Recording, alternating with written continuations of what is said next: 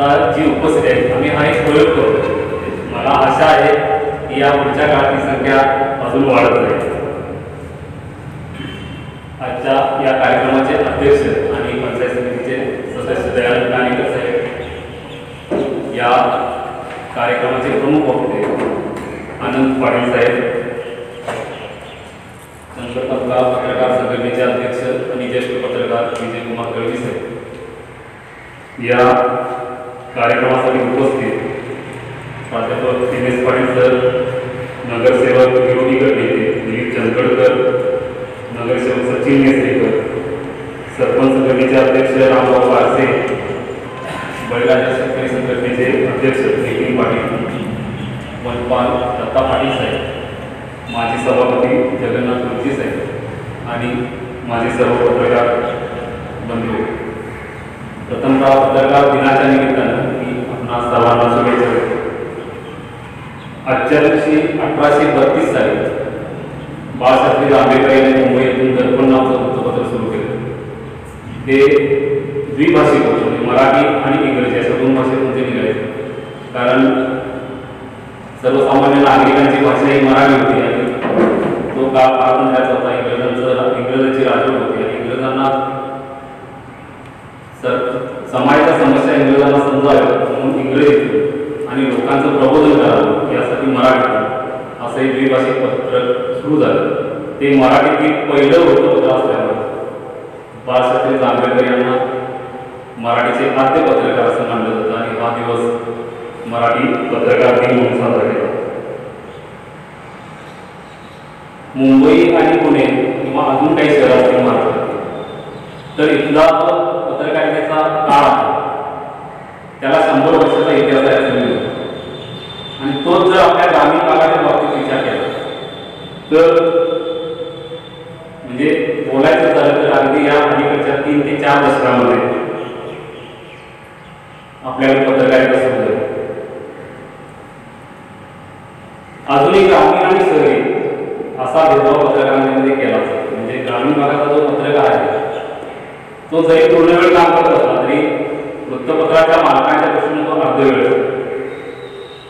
शहरी भागाच्या पत्रकाराला पगार दिला जातो आणि ग्रामीण भागाचे पत्रकार काम करतात त्यांना अगदी तुटपुंज मानलं नसतं. आणि याचा सुद्धा परिणाम त्या पत्रकारितेवर झालेला दिसून येतो.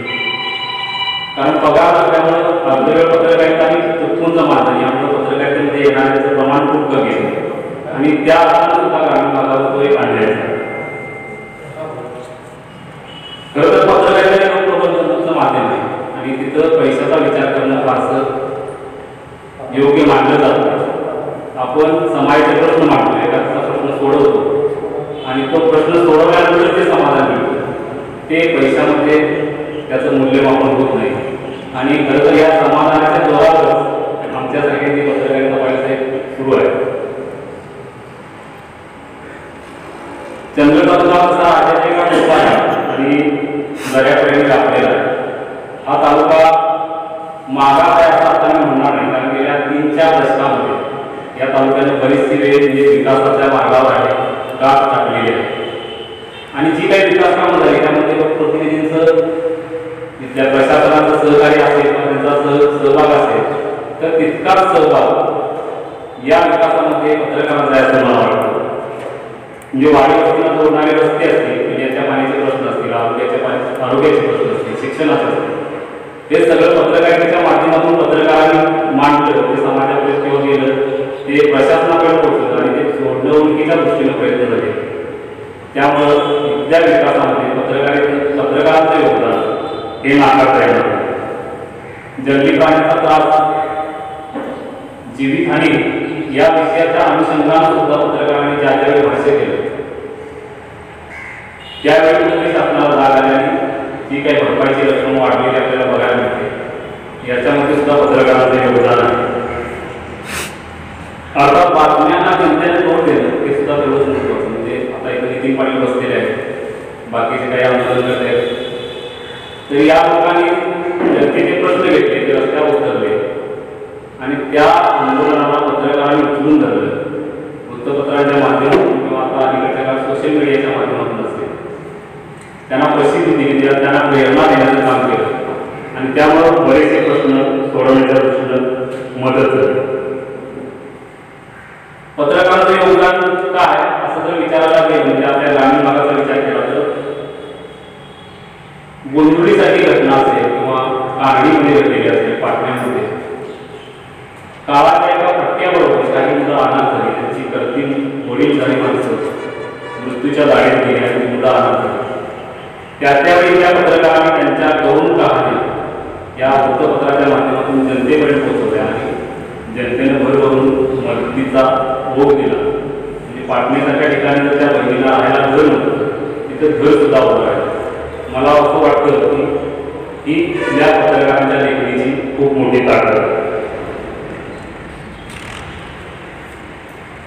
ग्रामीण समाजाचे विविध प्रश्न आहेत ते पत्रकारांनी मांडण्याचा प्रयत्न केला आणि ते म्हणजे अगदी 2019चा जो महापूर आला तो न होतो न भविष्यात याचा होता, म्हणजे कोणाला कल्पनाही नव्हती. अगदी 4 तारखेला पाऊस सुरू झाला आणि रात्री पुरातनं कहर करून टाकला. या पुराच्या कालावधीत पत्रकारांनी प्रशासनाच्या बरोबर अक्षरशः जागण्याचं काम केलं. म्हणजे एखाद्या गावामध्ये कुठं काय पाहिजे, कुठं काय अडचणी आहेत त्या प्रशासनापर्यंत मांडल्या आणि त्या सोडवणुकीच्या दृष्टीनं मदत केली. म्हणजे मग तो पोवाडचा महापूर असेल आणि किनीच्या फाट्यावरच्या त्या इमारतीमध्ये काही लोक अडकलेली होती, पाण्यानंतर पूर्ण परिसर वेढलेला होता, तिथपर्यंत जाणं शक्य नव्हतं. आणि अशा काळात संदीप तारेगावसारखा एक पत्रकार जो ग्रामीण पत्रकार आहे तो स्थानिक निवृत्त सैनिकांच्या मदतीनं बेळगावच्या मिलिटरीशी अप्रोच झाला. त्याने तिथं विनंती केली आणि मिलिटरीनं तिथं रेस्क्यू ऑपरेशन राबवलं. त्या अडचणीत असलेल्या महापुरात सापडलेल्या लोकांना बाहेर काढलं. हा एका ग्रामीण पत्रकाराच्या लेखणीची ही ताकद आहे. 2003ला या विभागात हत्ती आला, म्हणजे जोपर्यंत महाराष्ट्राच्या क्षेत्रामध्ये किंवा महाराष्ट्राच्या हद्दीत हत्तीची नोंद नव्हती. हत्ती आला त्यावेळी तिथल्या पत्रकारांनी त्यामध्ये आमचा सुद्धा समावेश होतो की आम्ही खूप त्रागा केला. म्हणजे हत्तीनं शेतीचं नुकसान केलं, जीवितहानी केली आणि हा हत्ती इथून हलवा, त्याला इथून उचलून न्यावगे बरेच होते किंवा मारा इथपर्यंत आपण इथपर्यंतच्या मागण्या. तो एक काळ होता आणि आता जवळपास हत्ती येऊन इथं 2 दशकाचा काळ उलटलेला आहे. आणि आत्ताचा पत्रकार हा सकारात्मकतेच्या दृष्टीनं वाटचाल करतो. म्हणजे पर्यावरणाच्या दृष्टीनं हत्तीचं महत्त्व आहे आणि हत्ती हा पर्यावरणाच्या दृष्टीनं आपल्या दृष्टीनं महत्त्वाचा आहे. इथपर्यंत जी पत्रकारिते मधलीची म्हणजे त्याच्यामध्ये जे स्थित्यंतर आलं आहे ते सुद्धा मला दखल घेण्यासारखं वाटतं. पत्रकारिता ही एका टप्प्यावर म्हणजे नुसतंच बातम्या लिहिणं किंवा घडलेल्या घडामोडी लिहिणं इथपर्यंत थांबून चालत नाही. तर टप्प्याटप्प्याच्या त्याच्यामध्ये काही सुधारणा काही वाढ पण होणं गरजेचं असतं. म्हणजे समाजाचं निरीक्षण करत असताना पांडुरंग जाधवसारख्या एखाद्या पत्रकाराला असं वाटतं की त्या काही समाजाचे प्रश्न समोर आहेत, त्यांच्याकडून भोग नावाची कादंबरी लिहिली जाते. नारायण गडकरीसारख्या एखाद्याला वाटतं की ऐतिहासिक पारगडचं महत्त्व हे फक्त तालुक्यापुरतं नाही तर ते बाहेर सुद्धा गेलं पाहिजे. त्याच्यातून पारगडचं ते पुस्तक लिहून होतं. विजय कुमार कर्वे यांच्याकडून देवदासी समस्या मांडणार जोगवाचं पुस्तक लिहिलं जातं, त्याला पुरस्कार मिळतो, महाराष्ट्राचा पुरस्कार मिळतो आणि त्याच्याही पुढे जाऊन त्यांच्या कादंबरीवर चित्रपट मिळतो. तर मला असं वाटतं की ही चंदगडच्या पत्रकारितेची खूप मोठी उपलब्धी आहे.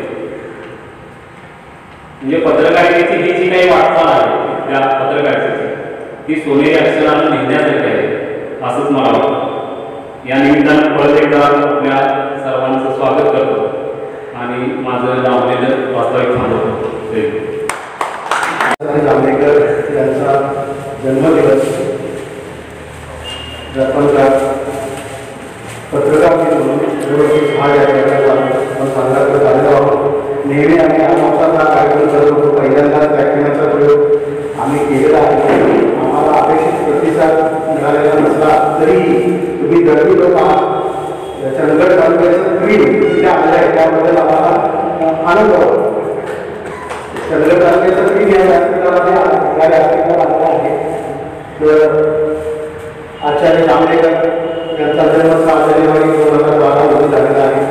त्यांनी वयाच्या 20व्या वर्षी म्हणजे 1832 साली त्यांनी पहिल्यांदा दर्पण हे पाक्षिक सुरू केलं द्विभाषेमध्ये आणि 1840 मध्ये हे पाक्षिक म्हणजे दैनिकाच्या स्वरूपात येऊन बंद झालं. म्हणजे त्यांची कारकीर्द फक्त 8 वर्षाची होती आणि तरीही त्या आमच्या लक्षात आहे किंवा किती वर्षानुवर्ष आम्ही त्यांचा आद्य पत्रकार म्हणून त्यांचा आम्ही गौरव करतो. त्यांचा जन्मदिन आम्ही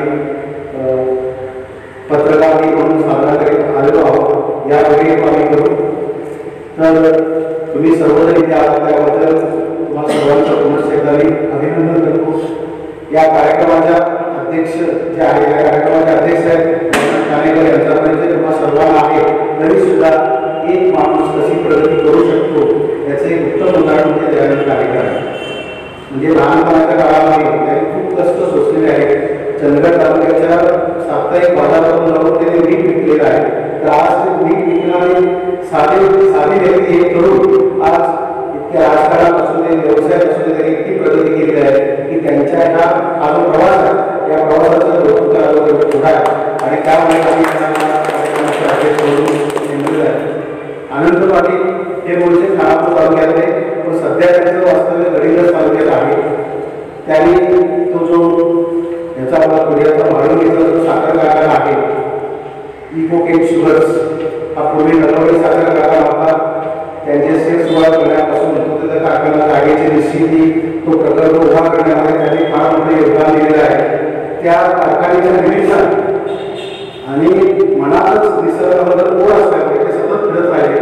चंदगड तालुक्याचा भागच भाग कोकण त्यांना माहिती आहे. इथली झाडं झुडपं इथल्या वनस्पती त्यांना परिचित आहे. पक्ष्यांशी त्यांचं जवळचं नातं आहे. कुठला पक्षी कसा वावरतो त्याची घडती कशी असतात आणि कशा पद्धतीने पक्ष्यांचं जीवन चाललेलं असतं याबद्दल ते फार जागरूक आहे. गडिंग्लज तालुक्यात त्यांनी वृक्षवाढीसाठी वृक्ष संवर्धनासाठी फार मोठं काम केलेलं आहे. दरवर्षी ते विद्यार्थ्यांना शाळेमध्ये जाऊन बिया देत असतात. त्या बिया विद्यार्थ्यांनी आपल्या परिसरातल्या लावायच्या असतात. अशा पद्धतीने त्यांचं काम मोठ्या प्रमाणावर सुरू आहे.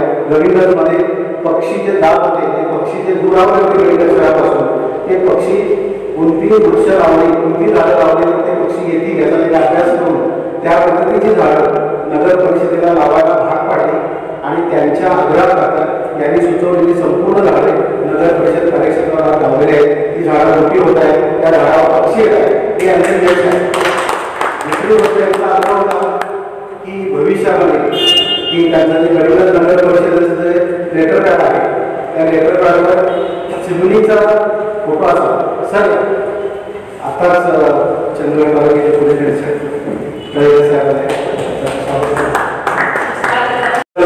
त्यांची जी ओढ आहे त्या ओढीने भागावर घेऊन माझा अलीकडे जे पुस्तक आहे माणसातली माणसं त्यामध्ये मी पक्षीप्रेमी म्हणून आनंद पाटलांचा उल्लेख केलेला आहे. जाता जाता त्यांच्याकडून कळलेल्या माहितीचा एक किस्सा मी सांगतोय की पक्षामध्ये सगुणा नावाचा जो पक्षी आहे त्याला इंजिनियर म्हणून ओळखलं जातं आणि हा सगुणा पक्षी पहिल्यांदा घट्ट बांधतो. 50 ते 60% घट्ट बांधल्यानंतर माती त्याच्या प्रेमात पडते आणि नंतर मातीच्या अपेक्षेप्रमाणे तो पुढचं घट्ट पूर्ण करतो आणि नंतर त्यांचं वेळ होतं अंडी प्रजननासाठी त्या घरट्यामध्ये येतात आणि त्यावेळेला उपयोग पाहिजे असतो. प्रजनन काळामध्ये तो जो नर आहे सगुणा तो रक्षण करत असतो. इतर साप असतील किंवा अन्य काही कीटक पक्षी असतील त्याच्यापासून त्या घरट्याचं संरक्षण करतो. काही माणसं पण घरटं मोडत असतात लहान मुलं मोडत असतात त्याच्यापासून संरक्षण करण्याचा प्रयत्न करतो. नंतर ते अंड्याचं पिल्लं बाहेर पडतात.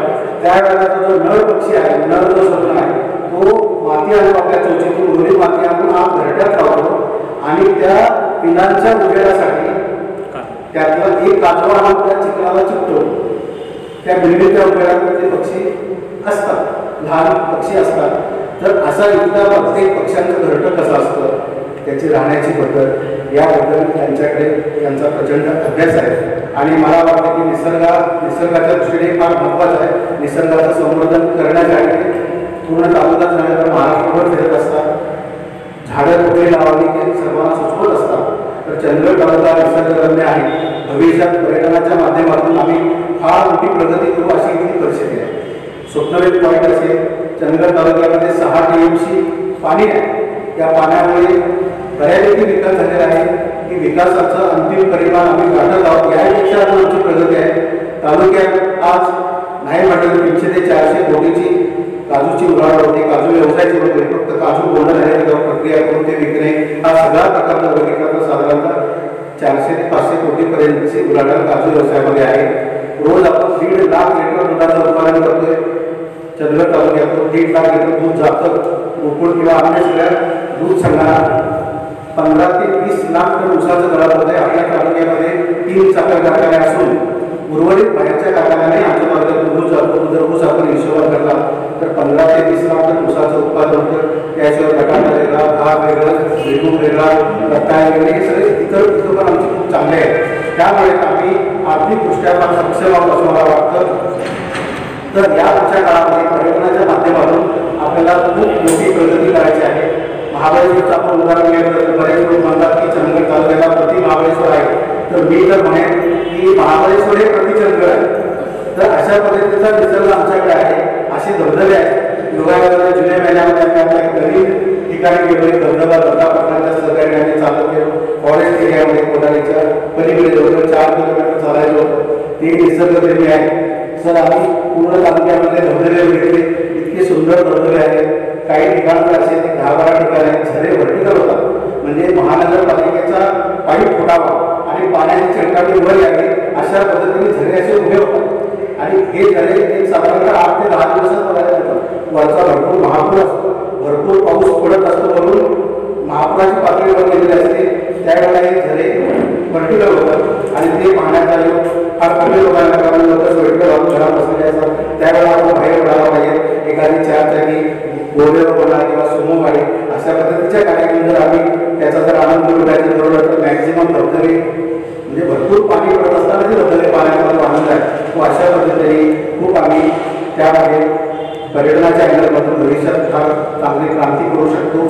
पर्यटन येऊ शकतो. पण एक गोष्ट आहे अटकणारी, भविष्यात आमच्या तालुक्यात बाहेरचे लोक जागा विकत घेत आहेत. ती जागा शिल्लक ठेवत नाही. जी जागा शिल्लक आहे ती फक्त आजारी जागा असतात. त्यांचा उतारा बरोबर नाही, 7-12 बरोबर नाही, काही गोष्टी आहेत अशा जागा शिल्लक आहेत. बाहेरचे लोक, गोव्याचे लोक इथे पैसे घेऊन फिरत आहेत, जागा उद्योगावर बघतात आणि परस्पर खरेदी करतात. जागेमध्ये पण जात नाही, कागदावरती बघतात आणि जागा खरेदी करतात. आणि असं चित्र सुद्धा होऊ नये.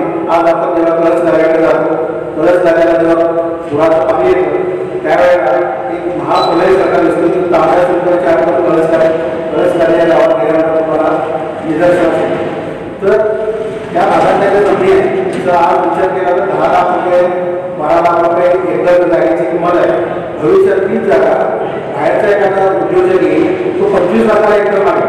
त्यावेळेला आमचे लोक काय करतील की ती जागा विकून टाकतील की अशी जागा विकता कामा नये. त्या मतात काय उद्योग करायचे ते आमच्या लोकांनीच करावे. आज महाबळेश्वरमध्ये कणस विकतात, स्ट्रॉबेरी विकतात. ही माणसं मूळ भूमिपुत्र आहे. मी एकदा महाबळेश्वरला गेलो होतो. त्यातला एक माणूस म्हणजे हॉटेलमध्ये राहिलो होतो. बाहेर पडल्यानंतर मला एक माणूस सारखा आग्रह करतो स्ट्रॉबेरी घ्या, स्ट्रॉबेरी घ्या. मला स्ट्रॉबेरी आवडत नाही, मी घ्यायच्या पण तो मला पाठला करतो आणि शेवटी म्हणाला साहेब ही हॉटेलची जागा आहे ही माझी म्हणा. मी त्यावेळेला निवडून आल्यापासून आज माझ्या कणसाने स्ट्रॉबेरी विकायची पाळी आली. तशी माझ्या चंदगड तालुक्याच्या लोकांवरती कणस विकायची पाळी येऊ नये असं मला वाटतंय की जे काय असेल ते आम्ही स्वतः करायला पाहिजे. आणि लोकांना पण मी तालुक्याचं प्रिय नेते आहे. म्हणजे विचारवंत माणसं आहेत. माणसं कमी असतील पण समाजाला विचार करणारी माणसं या इथे आता जमलेले आहेत. तर माझं म्हणणं आहे तुम्ही प्रबोधन करा, शेतकऱ्यांचं प्रबोधन करा की जागा विकू नका. किती अडचणी आल्या तरी तुम्ही त्यातून मार्ग करा पण जागा विकू नका. जागा विकल्यानंतर एकच उदाहरण सांगतो की आज एक जागा 10 लाखाला एकर असते. एखादा माणूस गोव्याचा येतो, मुंबईचा येतो, अनेक ठिकाणी येतो, 25 लाख द्यायला तयार होतो. मग बोरगाव आपला म्हणतो 10,000चं भाग आम्ही मिळणे या जागेत थोडा आहे 25 लाख रुपये या जागेला द्यायला आहे. मग माणसाचं मन फिरतंय तो 25 लाखाला जागा विकणार. तर 2 एकर जागा असेल 50 लाखाला जागा विकतो. लगेच पोरगं म्हणतंय आम्ही जुन्या काळात किती वर्ष राहायचं असं आम्ही बी बंगला बांधतो, आम्ही बी घर घेऊया. दुसरा आम्हाला गाडी बाबा आम्ही कधी फिरणार, आमची बी गाडी पाहिजे. ती गाडी घेतात. तेवढ्या 4 पाहुण्या अडचणी निर्माण होतात. ते पाहुणे घराला घेतात. त्यांच्या अडचणी दूर पैसे आले तरी माहिती असते, नाही म्हणता येत नाही. असं बघता बघता सर 2 महिन्याच्या किंवा 3 महिन्याच्या पैशाची विद्यावाट लागते आणि परत तो माणूस मूळ मजुरीला जाणे पण त्याच्यावरती पाळी येते. अशी पाळी कुणावरही येऊ नये. चंदगडचा निसर्ग खूप सुंदर आहे, त्याच्यावरती आपल्याला पुढे जगायचं आहे. भविष्यात इथे अनेक चित्रपटाची शूटिंग होती, त्यांच्यासाठी काही सुविधा उपलब्ध करायच्या आहेत, त्या आम्ही करण्याच्या प्रयत्नात आहोत. एखादा सिनेमा झाला की किमान 70-80 लाख रुपये बाजारात येतात, कुणाला त्याचा फायदा होतो. अशा पद्धतीने यापुढच्या काळात निसर्गाच्या माध्यमातून आम्ही जास्तीत जास्त तालुक्याचा विकास करू शकतो. आज मगाशी सुनील बोडूसकरने सांगितलं की पत्रकारितेच्या माध्यमातून तालुक्याच्या विकासाला गती आलेली आहेच. गेल्या 5 दशकात ग्रामीण पत्रकारिता प्रगती करावी आहे. त्यांनी म्हटल्याप्रमाणे मानधनावर जाण्यास पूर्ण वेळ कोणाला घेत नाही. आज तर दिवस इतके वाईट आहे कोरोनामुळे, सगळ्यांच्या मानधनामध्ये सुद्धा कपात केलेली आहे. पण आम्ही कुठेही आमच्या कामामध्ये किंवा आमच्या एकंदर कर्तव्यामध्ये कधीही काही कसूर केलेली नाही. समाजाचं रूप फेडण्याचा वेगवेगळ्या पद्धतीने आमचा सातत्याने प्रयत्न सुरू आहे. तुम्हाला सर्वांची साथ आहे. तुम्ही आलेला प्रत्येक माणूस पत्रकारांशी जोडलेला आहे, आमच्या सुखदुःखात सहभागी होणार आहे. तुम्ही आज इथे आलात त्याबद्दल मी तुम्हा सर्वांचं पुनश्च एकदा स्वागत करतो. आणि आता अधिक वेळ घेतलेलाच आहे, आनंद प्रसंग तुम्ही सर्वांनी ऐकावं, त्याला विचारा आणि समजून घ्या. धन्यवाद. ते सत्य काम करणारा माणूस आहे. आज या ठिकाणी या पत्रकार दिनाच्या निमित्ताने चंदगड तालुक्याचे उद्योगपती आदरणीय दयानंद कानेकर साहेब, आपल्या चंदगड विभागाचे पोलीस निरीक्षक आणि कानेकर साहेब, ज्यांनी हे सगळं नियोजन केलेलं आहे, त्या पत्रकार संघटनेचे अध्यक्ष माझे जीवलग मित्र माननीय विजयकुमार राणी, सर्व पत्रकार, माझे सभापती साहेब इथं आलेले आहेत. पर्यावरणामुळे आपण माझे जवळचे संबंधित आहेत. बरेच सगळेजण माझे सगळ्या घरातले आहेत. तुम्हाला सगळ्यांना मी पहिल्यांदा या पत्रकार दिनाच्या शुभेच्छा देतो, तुमचंही स्वागत करतो. आणि प्रथमतः या विषयाकडे जात असताना आज हा पत्रकार दिन करताना नेमक्या कोणत्या दिशेकडून जावं हा एक मोठा प्रश्न आहे. कारण पत्रकारितेतनं मी सुद्धा थोडा काळ असताना मी स्वतः पत्रकार होतो. माझ्याकडे एक छोटीशी शब्द असायची आणि त्या शब्दांमध्ये एक डायरी असायची आणि समाजातले विविध प्रश्न मांडत असताना माझी पत्रकारिता खूप छोटी होती. मी काय करायचं, 4वी-5वीतली जी मुलं असायची त्या मुलांच्या बातम्या मी पेपरमध्ये छापायचो. मोठ्या आग्रह वगैरे छापण्याची माझी तरी क्षमता नव्हती, परंतु त्याच्यातून मला जो आनंद मिळाला, त्याच्यातून जो मला माणूस मिळाला, जवळ जाता आले. आणि माझ्या आयुष्यातली भाकरी सुद्धा मला पत्रकारितेमध्ये काम केल्यामुळं एका कंपनीमध्ये मला क्रिएटिव्ह चेअरमन म्हणून काम सुद्धा मिळालं. आणि त्या माध्यमातून सगळीकडे फिरत की खूप मोठा एक बांधणचा विषय माझ्या हातात होता. कधी कधी गमतीनं मला म्हणायचे मुद्दा मागलं जाणं पगार 5 रुपये. कारण पत्रकाराला इतकं मोठं काही मान असतं, फक्त तो आपण स्वाभिमानाने टिकवा लागतो. आणि आयुष्यामध्ये पुढचा कालखंड जो पत्रकारितेचा आहे, तो पत्रकारितेचा कालखंड आता मीडिया प्रत्येकाच्या खिशामध्ये निर्माण झालेला. पूर्वी आपण बघत होतो की जग फार मोठं आहे, जग आता खूप आपल्या मुठीत आहे. आणखी थोड्या दिवसानंतर तुमच्यातल्या हातातल्या घड्याळामध्ये सुद्धा जग सामावलेलं आहे. आणि या समाजाच्या या छोट्या जगामध्ये जगत असताना गांभीर्याने जगणं अत्यंत गरजेचं आहे. आज स्वातंत्र्याचा सुवर्ण महोत्सव आहे आणि या सुवर्ण महोत्सवामध्ये काम करताना गडिंग चंदगडमध्ये पहिल्यांदा पत्रकार दिन अशा पद्धतीचा साजरा होतो. हा स्वातंत्र्याच्या अगदी गौरवाची तुमचा हा पत्रकार दिन आहे.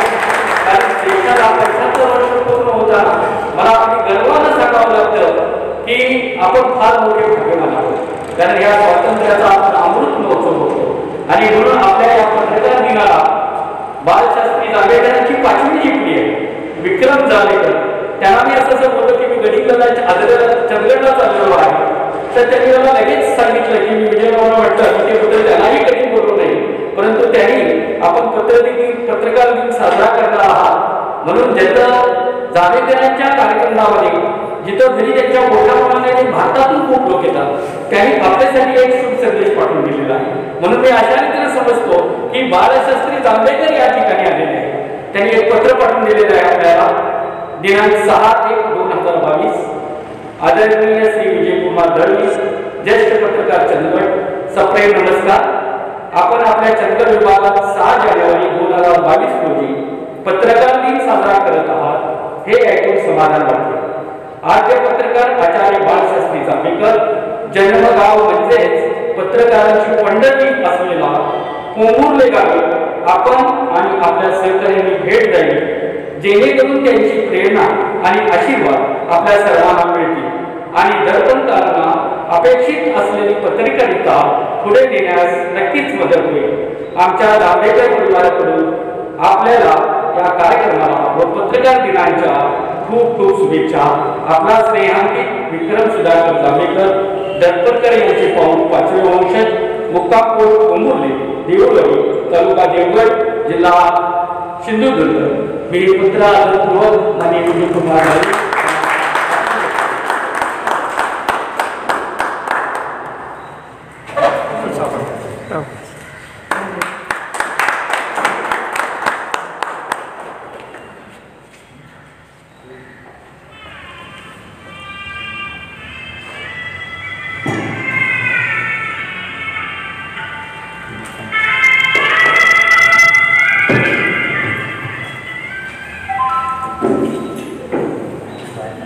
गमतीनं पत्रकारितेचा अभ्यास करताना नेमकं पत्रकार कसा असावा, नेमकं पत्रकार काय म्हणजे हे आपण समजून घ्यायला पाहिजे. मी गमतीनं ज्या वेळेला पत्रकारितेचा कोर्स केला जर्नलिझमचा, त्यावेळेला नेमकं हे काय असतं पत्रकार म्हणजे, मी गमतीनं साध्या साध्या गोष्टी शिकण्यात गेलो. आपण सगळेजण म्हणतो न्यूज असतो न्यूज असतो. नेमकं न्यूज म्हणजे फक्त आपण तो गांभीर्याने तो विचार करते. मी त्यामध्ये खोल जायचा अभ्यास केला. एल म्हणजे नॉर्थ, ईस्ट, वेस्ट आणि साऊथ, आणि माझ्या चारीकडनं सगळा जो काही हा गोतावळा आहे तो एकत्र रीतीने पत्रकारामध्ये मांडणं आणि ते लोकांच्या पर्यंत पोहोचवण्याचं काम हा पत्रकार. प्राथमिक कालखंडामध्ये हे काम आपल्या देवदेवतापासून चाललेलं होतं. त्या काळी नारद हे काम करायचे आणि नारद काय करायचे की ते प्रत्येकाला सत्य सांगायचे. विजय कुमारने तुम्हाला हे म्हटलं, आनंद पाटलांनी तुम्हाला हे म्हटलं, परंतु दुर्दैवाला आम्ही त्याला काय म्हणायचो की कळीचे नारद आहेत. परंतु ते कळीचे नारद नव्हते. समाजामध्ये चांगल्या गोष्टी आपण शिकाव्या, आपल्याला चांगलं कळावं, आपलं दुसऱ्यासाठी आपण कधीही वाईट बोलायला लागू नये. कारण आपण एखाद्याविषयी बोलत असताना आपण त्याच्याविषयी जर चांगलं बोललो तर तीच चुकी जर त्यानं तिथं जाऊन जर सांगितली तर त्या ऐकणाऱ्या माणसाला हा माणूस आपल्याविषयी खूप चांगलं बोलतो, त्यावेळेला माणसाला खूप गर्व वाटतो. आणि मग काय होतं की आपण समाजामध्ये पुढे जात असताना प्रत्येकाला आपण आताच काम करायला पाहिजे. कारण बाळशास्त्री जांभेकर यांनी दर्पण नावाचं ज्या वेळेला साप्ताहिक केलं, दर्पण म्हणजेच आरसा आहे. आपली प्रतिमा सुद्धा आरशासारखी विरक्त स्वच्छ अशा प्रतिमेची असावी लागते आणि मगच आपली पत्रकारिता चांगल्या रीतीनं पुढे जाते. आज पत्रकारितेच्या माध्यमामध्ये जात असताना असलेली जी काही समाजातले प्रश्न आहेत, जे काही आज असलेलं प्रेशर आहे, त्यामुळे पत्रकारितेमध्ये पुढच्या कालखंडामध्ये आपण पत्रकारिता करू किंवा नको अशी अवस्था निर्माण झालेली आहे. कारण आज शासन सगळीकडे जात असताना, माध्यम छापत असताना नेमकं पेपर 8 कॉलमचा जो आहे तो 8 कॉलमचा पेपर भरताना नेमकं काय करावं, जाहिराती किती असाव्या, हे सगळं जर बघितलं तर जे पत्रकारिता करतात त्यांना रात्रीचं झोप लागत नाही. नेमकं उद्या काय शोधावं, कोणता विषय शोधावा, अशा पद्धतीची पत्रकारिता आता पूर्वीसारखी राहिलेली नाहीये. कारण काय शोधलं तर माझं उद्या पेपरमध्ये छापून येईल अशा पद्धतीचा कोणताही विश्वास नाहीये. त्यामुळं पूर्वी माझ्या कालखंडामध्ये असं होतं की एसटीनं बातमी दिली जायची आणि खेडे असायचे, खेड्यामध्ये सोडली जायची आणि मग दुसऱ्या दिवशी ती पेपरला बातमी येते की नाही याची उत्सुकता मनाला लागून असायची. आणि त्या काळात ती पत्रकारिता होती. आज तसं नाही आहे. पेपरला छापून यायच्या अगोदर व्हॉट्सअपवरती आणि याच्यावरती मीडियामध्ये 2 मिनिटांमध्ये ती बातमी छापून आलेली आहे. त्याचं अस्तित्व राहायचं नाही, त्याचा गोडवा राहायचा नाही. तरी पण ही माध्यमं आज बघितलं तर आपल्याला कुठलीही गोष्टी आहे, इंटरनॅशनलची असू दे, काही असू दे, या माध्यमाच्या रुटीनच आपल्याला आपल्यापर्यंत पोहोचते. पूर्वी असं म्हणायचे की 4चा कप आला की पेपर सुद्धा माझ्या जवळ असावा. आज ती परिस्थिती राहिलेली नाही आहे. कारण प्रवास खऱ्या अर्थानं 21व्या शतकाकडे जात असताना आपण नेमका कोणत्या दिशेकडे चाललेलो आहे हा मोठी विचार करण्याची परिस्थिती आलेली आहे. कारण आम्ही थोडं गडिंग्लजमध्ये सगळेजण आमची टीम आहे, आम्ही सगळेजण पर्यावरणामध्ये काम करत असतो. या पर्यावरणाच्या विषयाकडे जात असताना बारीक सारीक जर गोष्टी बघितल्या तर आम्ही गावात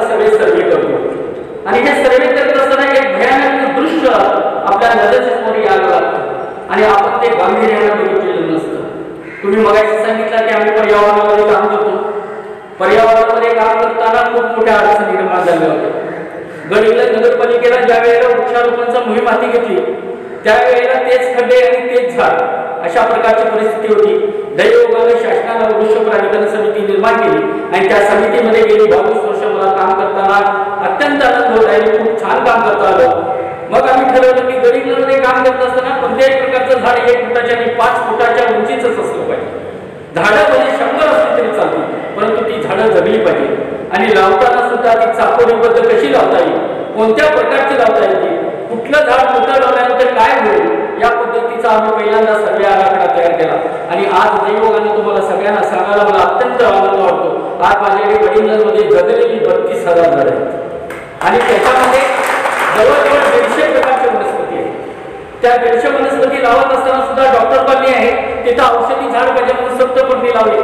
खेड्यातला मोकळा सायलेन्सर वगैरे न वाचणारा जो भाग आहे त्या भागामध्ये बर्ड चिलीसारखी झाडं लावली, पिंपळ लावले, वट लावले. त्यामुळे पक्ष्यांना लागणारे खाद्य कुठले, त्यामुळे आमच्याकडे चांगल्या पद्धतीचे पक्षी आकर्षित व्हायला लागले. गडिंग्लजमध्ये आम्ही पक्ष्यांची मोहीम हातामध्ये घेतली आणि हातात घेतल्यानंतर आता यांना ह्या सिमेंटच्या कॉन्क्रीटच्या जंगलामध्ये आणि राहायचं कुठं, ह्या पक्ष्यांचा अधिवास याला कोण सांभाळणार, म्हणून आम्ही प्रत्येक घरपटी मुलांना आवड निर्माण करून प्रत्येक घराच्या या माझ्याकडे गडिंग्लजमध्ये 700 कुटुंब आहेत की ती पक्ष्यांना खाऊ पण घालतात आणि त्यांच्यासाठी त्यांनी घरटी पण निर्माण केलेली आहे. आणि आता आमच्याकडे 3री पिढी त्या पक्ष्यांची त्या घरट्यामध्ये पिलं निर्माण करतात. आणि हे सगळं करत असताना गांभीर्यानं आम्ही सगळ्यांना पक्ष्यांच्यासाठी व्याख्यान देतो. दर शनिवारी माझी टीम जी असते ती शाळेमध्ये जातो, मुलांना सांगतो की तुम्ही दर रविवारी येताना डबा घेऊन या. मग आम्ही सगळ्या मुलांना 50-60 मुलांना जो मिळेल त्या रोडनं जातो आणि त्या रोडवरनं जात असताना सकाळच्या डबामध्ये ते पक्षी, त्या पैशाने असलेली झाडं या सगळ्यांचा आम्ही त्या मुलांना अभ्यास देतो आणि मग ती मुलं तिथं नाश्ता करतात आणि मग निघून जातात. माणूस म्हणतो, गमतीनं म्हणतो की बाबा तुझं जीवन किती चांगलं आहे. अरे जीवन चांगलं आहे 3 अक्षरामध्ये माणसाचं सगळं काही. आता अध्यात्माकडे पर्यावरणाकडे कसं येता येते, आपण प्रत्येकाला म्हणतो की याचं जीवन कसं चांगलं आहे. पहिली 2 अक्षरे घेतली तर तो जीव आहे आणि दुसरी 2 अक्षरे त्यातली घेतली तर वर आहे. आणि वर असल्याशिवाय माणसाचं जीवन कधीही चांगलं होऊ शकणार नाही. म्हणून प्रत्येकानं ह्या झाडांच्याकडे आणि ह्या निसर्गाकडे खूप चांगल्या पद्धतीनं आपलं आयुष्य जर चांगलं व्हायचं असेल तर या निसर्गाकडे बघायला पाहिजे. कारण हे सगळं तुकारामापासून आलेलं आहे. त्यांनी सांगितलं की वृक्षवल्ली आमाज पक्षी वनचरे, आणि हे सगळं अध्यात्म आणि पर्यावरण या एकमेकाशी निगडीत असलेलं आहे. मी गमतीनं सांगतो, हा पूर्ण भाग फिरल्यानंतर ज्या वेळेला आम्ही सगळा हा भाग फिरत असतो त्यावेळेला मी अगदी गर्वानं सांगतो की गडिंग्लज आणि चंदगड त्यातल्याच्या चंदगड हा देशाचा नाही तर जगातला 1 नंबरचा तालुका आहे. कारण या भागामध्ये मी जाताना जो अभ्यास आहे तो अभ्यास केलेला आहे. मी मुलांना कधीतरी कोल्हापूरला वगैरे व्याख्यानाला गेलो तर मी गमतीनं नावं सांगतो. तुळी वगैरे या भागात जर गेलो तर गमतीनं असं तुम्हाला सांगावं लागलं की कुली वगैरे या भागामध्ये चुलीला शिकेकाई लावली जाते. किती दुर्दैव आहे, शिकेकाई विकत मिळत नाही. आमच्या सभापती साहेबांना माहित आहे की या भागामध्ये मोठा उचवतात शिकेकाई, हिरडा या पद्धतीच्या ज्या वनस्पती आहेत याचं मार्केटिंग होणं अत्यंत गरजेचं आहे. बाहेरचा कोणतरी व्यापारी येतो, तो शिकेकाई घेऊन जातो, नाही मिळालं तर मुलकासारखा माणूस, कुलीसारखा माणूस ती शिकेकाई चूल लवकर पेटते म्हणून ती शिकेकाई लावणारी सुद्धा भाग आपल्या भागामध्ये. किती मोठी विवंचना आहे. एकीकडे शिकेकाईची बाटली घेताना आम्हाला तिथं 100-200 रुपये द्यावे लागतात आणि माझ्या गावाकडे मात्र येताना त्या शिकेकाई चिखलीला लावली जाते. यातनं मला काय सुचवायचं आहे तुम्हाला माहित आहे की या सगळ्या गोष्टींचं संवर्धन होऊन याचं मार्केटिंग होणं अत्यंत गरजेचं आहे. आपण म्हणतो की एव्हीएच प्रकल्प चंदगड तालुक्यामध्ये आला, आपण त्याला उचलून लावलो, परंतु त्याच्यापेक्षाही माझ्या घरापर्यंत एव्हीएच प्रकल्प आलेला आहे. कारण आपल्या भागामध्ये सामाजिक वनीकरणाची छोटीशी जी चूक आहे ती छोटीशी चूक माझ्या घरापर्यंत आलेली आहे. आणि मी माझ्या सगळ्या पत्रकार बांधवांना आज विनंती करतो या पत्रकार दिनाच्या निमित्ताने की आपल्याकडे असलेले ऑस्ट्रेलियन बाबूळ आताचा जो कोरोना आलेला आहे तो आपण ऑस्ट्रेलियातला आला म्हणतो, परंतु त्याच्याबद्दल जेवतो इथे पोचलेला आहे. कारण आकेशिया इतकी मोठ्या प्रमाणामध्ये आपल्याकडे आलेली आहे, रेडगी आपल्याकडे आहे, वेगळी आपल्याकडे आहे. आज जंगलाची अवस्था खूप मोठी बिकट झालेली आहे. कारण कोणताही प्राणी जंगलामध्ये थांबणं अत्यंत वाईट परिस्थिती आहे. त्याला खायला मिळत नाही म्हणून तो माणसापर्यंत घ्यावा लागलेला आहे. कारण त्यांना जर थांबवायचं लागलं तर चिपकोसारखे आंदोलन या आपल्या भागातला गडिंग्लज, आदरा आणि चंदगड या भागातून होणं अत्यंत गरजेचं आहे. कारण ही जोपर्यंत आम्ही सातत्यानं हा प्रयत्न करत आहोत की आता गडिंग्लजमध्ये ही मोहीम पण चालू केलेली आहे की सामानगडापासून तिथं असलेली आकेश या मुळासकट काढणं. कारण आता याचा आपल्याला गांभीर्य लक्षात आलेलं नाहीये. कारण आपल्या भागामध्ये असलेली वनसंपदा ही सगळी नष्ट होत चाललेली आहे.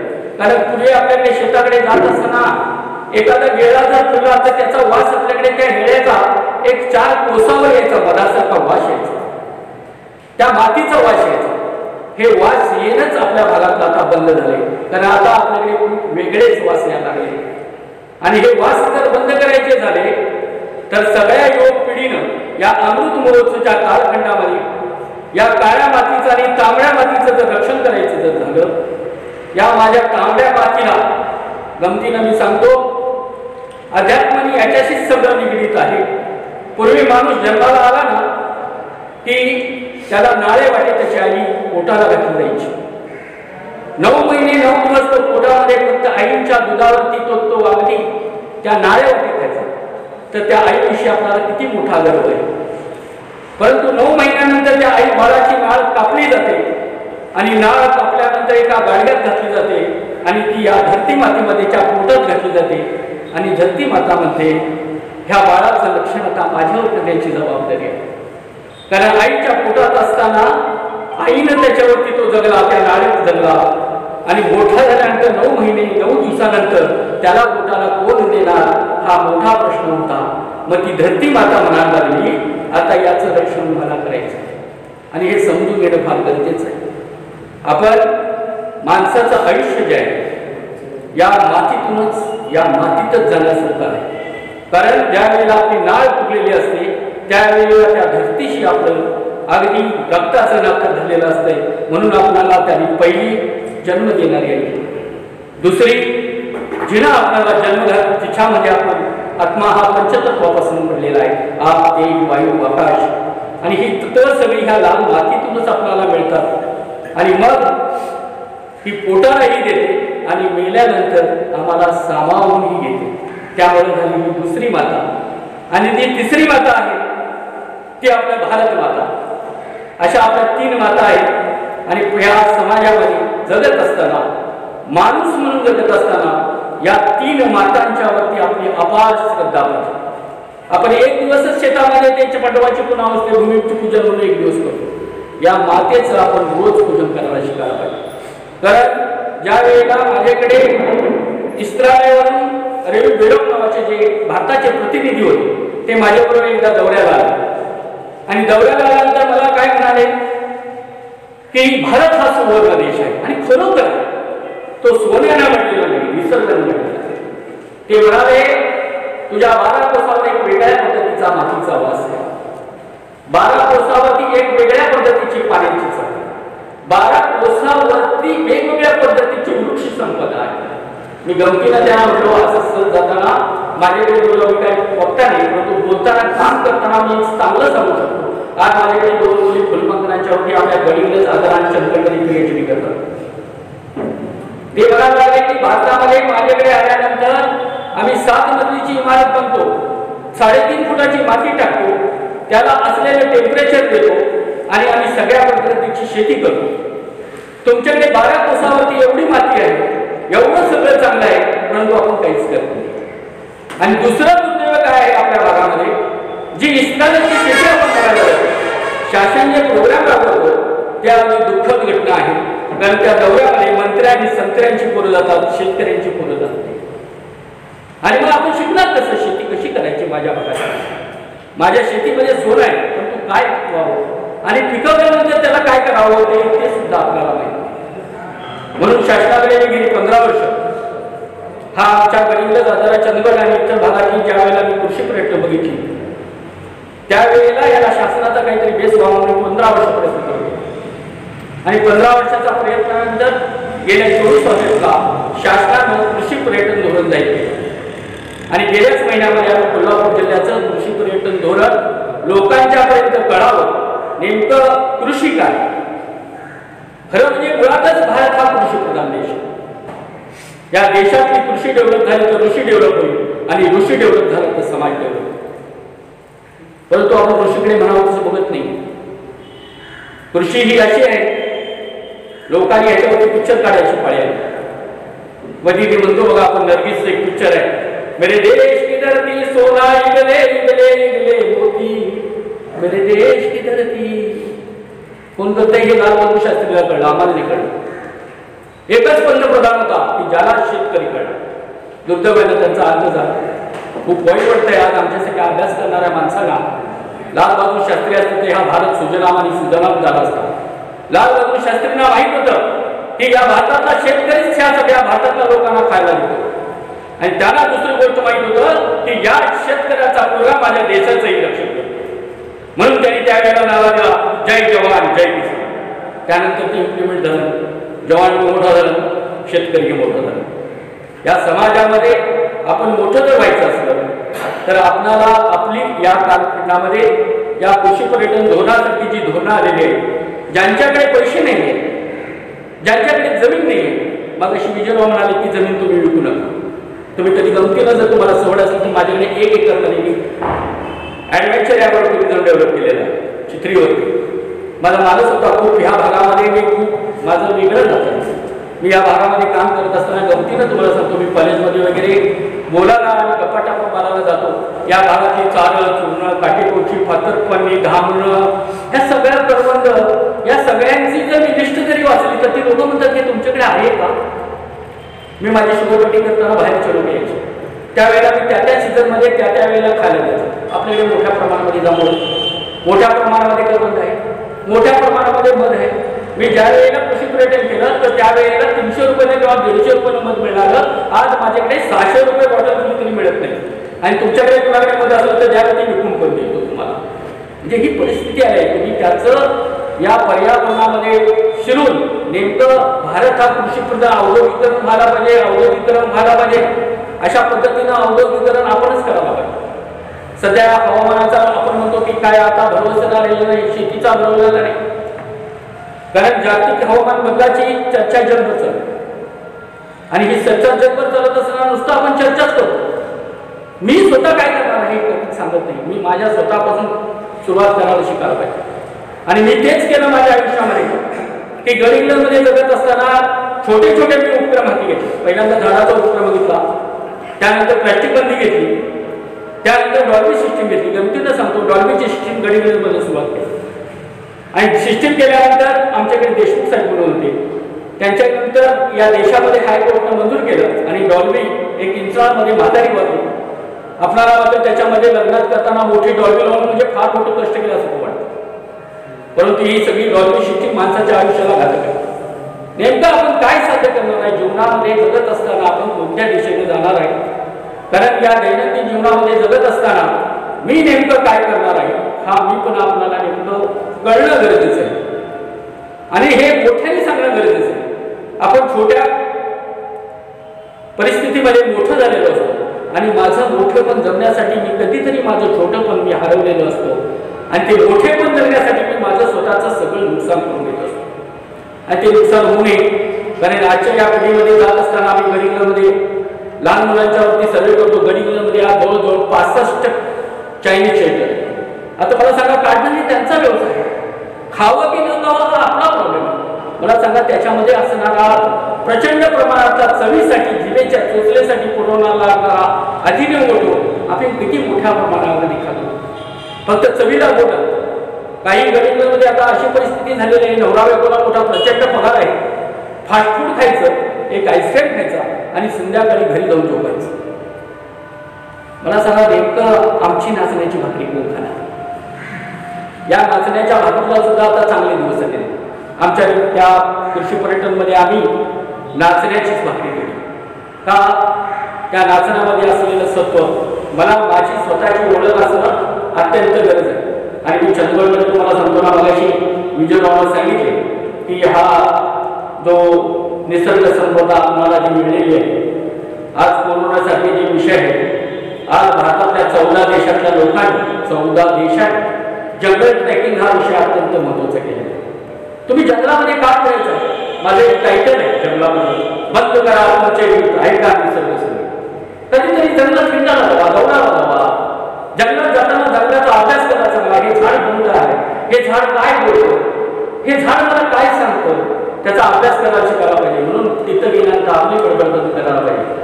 पूर्वीच्या रेल्वे स्टेशनवरती गेल्यानंतर सुरूची धड असायची, त्याच्यामध्ये एखादा वारा खळखळणारा वारा तर त्याच्यातून वेगळे सूर निर्माण व्हायची. म्हणून लोक बस स्टँड हे वगैरे जर असलं तर त्या ठिकाणी सुरूची धड बघायची, कारण या गावाला सुद्धा एक वेगळ्या प्रकारचं संगीत निर्माण होतं. पूर्वीचे लोक खूप हुशार होते, त्याप्रमाणे आपण काहीच करत नाहीये. झाड तर मुळात लावतच नाहीये. आपल्याला त्या शेतीच्या जगामध्ये फोटोसाठी झाड लागतं, ते जगण्यासाठी झाड लागत नाहीये.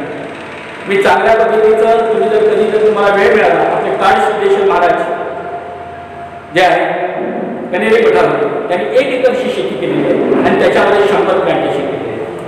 मी माझ्या चिखलीमधल्या जागेमध्ये 26 गुंठ्यामध्ये 100 प्लॅंट बसवले. मी मुलाला शाळेमध्ये गेल्यानंतर गमतीनं सांगतो, अरे व्यायामशाळेला जिमला जाऊन 700 रुपये घालवण्यापेक्षा दर शनिवार रविवारी 1 खड्डा काढ, दर वर्षाला 5वीत असताना 5 झाडं लाव, 10वीत असताना 10 झाडं लाव. तुझी डिग्री होईल तोपर्यंत 100 झाडं झालेली असतात. ज्यावेळेला तुझी बाई नोकरीवरनं बायका पुढे येतील त्यावेळेला गर्वानं सांगतील, हो मी त्यावेळेला लावलेला आहे, त्यावेळेला लावलेला शिकू. तुम्ही तुमचं उत्पन्न तुम्ही निर्माण करायला शिका. मुळात आपल्याला काम करायला नको. नेमकं आपल्याला सवयी सगळ्या मिळून गेलेल्या आहेत. कारण ग्रामीण भागातील मुलांची मी परिस्थिती बघतो. गडीमध्ये जी मुलं येतात, मला सांगा त्यांच्याकडे 10,000 किंवा 15,000चा मोबाईल येतो. कशातून येतो? आई आपल्या मुलीला विचारत नाही आहे, तुझ्याकडे हा 15,000चा मोबाईल मी तर दिलेला नाही, येतो कुठून?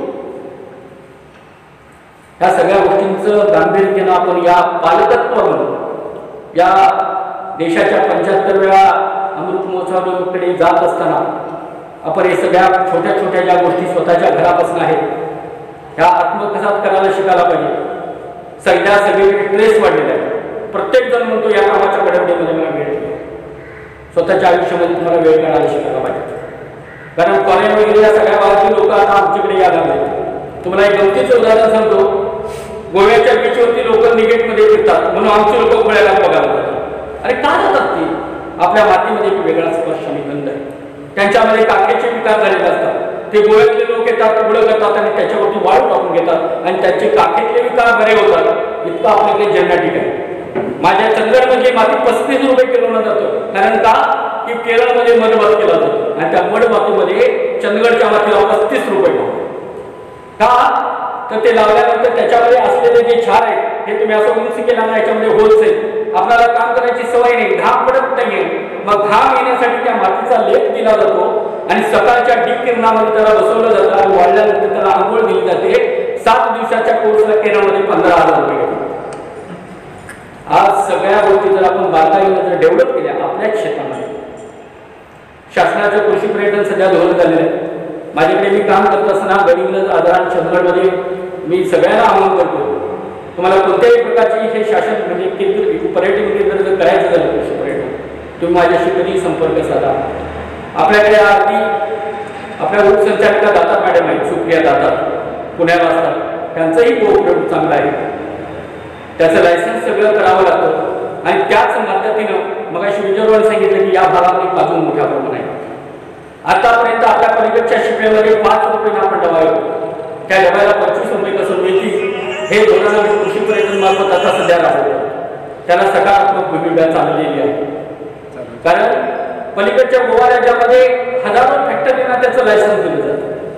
पण तू म्हणावं तसा मी मगाशी म्हटलं ना, चिपकोसकी आंदोलन ह्या क्षेत्रामध्ये शेतकऱ्यांची व्हायला पाहिजे.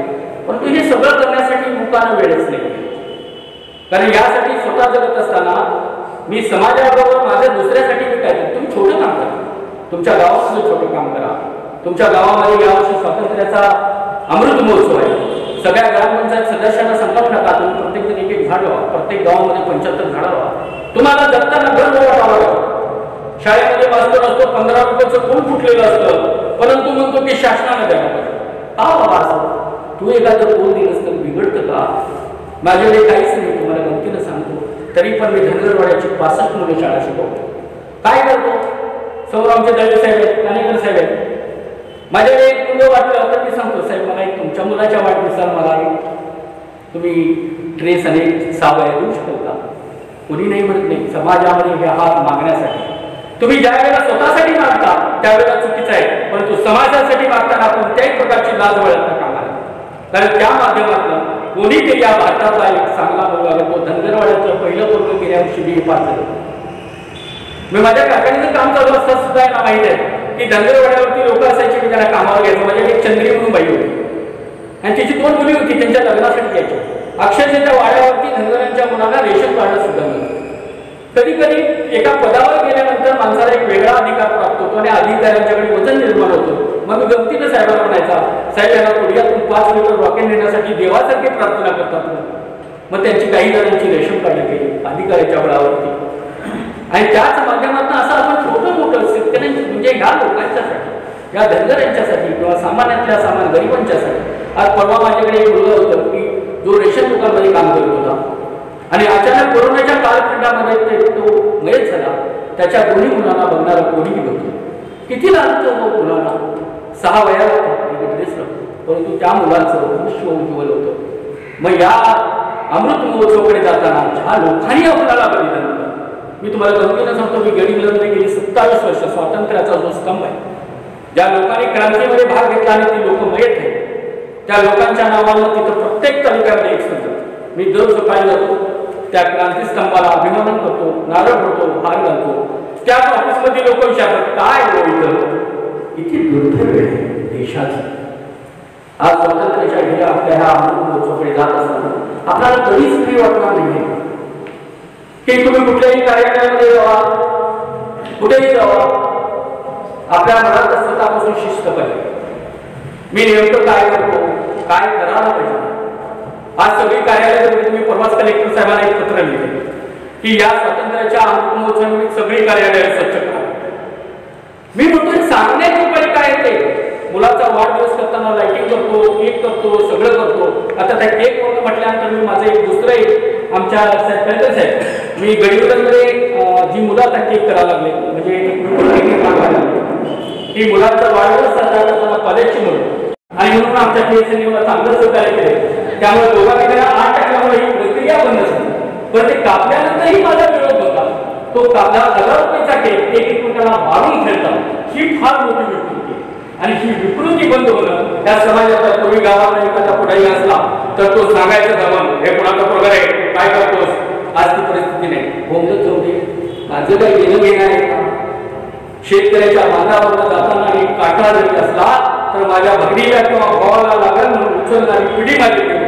मी गमतीनं तुम्हाला सांगतो, आम्ही गर्व आहे मला की चंद्रमध्ये जात असताना पूर्वीच्या लंगोटी घाललेल्या माणसानं पलीकडच्या पाण्यावरती बोटीतनं जाऊन सोय होती.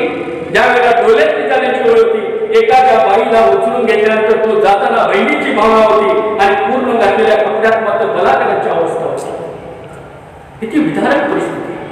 आधी चंदगड पुढे वगैरे या भागामध्ये एवढं चांगलं समाजाचं भान असलेली माणसं आणि या भागातला म्हणून मी कल्पना सांगतो, विजयवाडीसाठी त्यांचीच प्रेरणा मी चित्रीला एक आमचं धबधब आहे, मी त्याला चित्री जन्म झाला म्हणून नाव दिलेलं आहे. कधी तरी कुणापासून तरी काहीतरी शिकण्याजोगं असतं, ते आपण आपल्या आयुष्यामध्ये शिकूया. आणि शिकण्याने माणूस म्हणून कधी होशील फारची मोटारे, होईल फारची तोटारे, होशील फारची चोटारे, होशील गुरुचा बेटारे. छोटं होऊन झोपूया. छोटं जर झालं तर काही मार्ग होते. समाजातलं काम करत असताना काल शिंदुताई गेल्या, त्यांच्याबरोबर सुद्धा मी काम खूप व्यक्त केलेलं आहे. या भागामध्ये ज्यावेळेला माधवराव गाडगीळ मगाशी ज्या महाबळेश्वरचा विषय निघाला, त्या महाबळेश्वरचा विषय निघाल्यानंतर त्याचा जो इकोसेन्सिटिव्ह झोनचा जो कायदा होता तो 5 स्टार हॉटेलमध्ये बसून दिल्लीत केला गेला. परंतु माधवराव गाडगीळांनी इकोसेन्सिटिव्ह झोनचा जो कायदा केला तो शेतकऱ्याच्या बांधावर जाऊन केला. त्यामुळे कुणालाही माहित होतं फॉरेस्टमध्ये जागा मिळते काय नाही. नेमका इकोसेन्सिटिव्ह झोन चंद्रगड भागातला काय आहे. आम्ही 9व्या हॉटस्पॉटवरती आहे, जगातला 9वा हॉटस्पॉट. किती गर्व पाहिजे आपल्याला, जगात 9व्या क्रमांकाचं जंगल आहे. कोल्हापुरातून जिल्ह्यातून काही बरेच लोक आलेले होते एवढ्या खाली होऊन. ही इकोसेन्सिटिव्ह कायदा चुकीचा आहे का, त्यांना खाली उत्खनन करता येणार नव्हतं, त्यांना तो विरोध होता. आणि माझ्या भागातला निसर्ग जर जगायचं असलं तर तुमच्या पेशाने पेटवायला पाहिजे.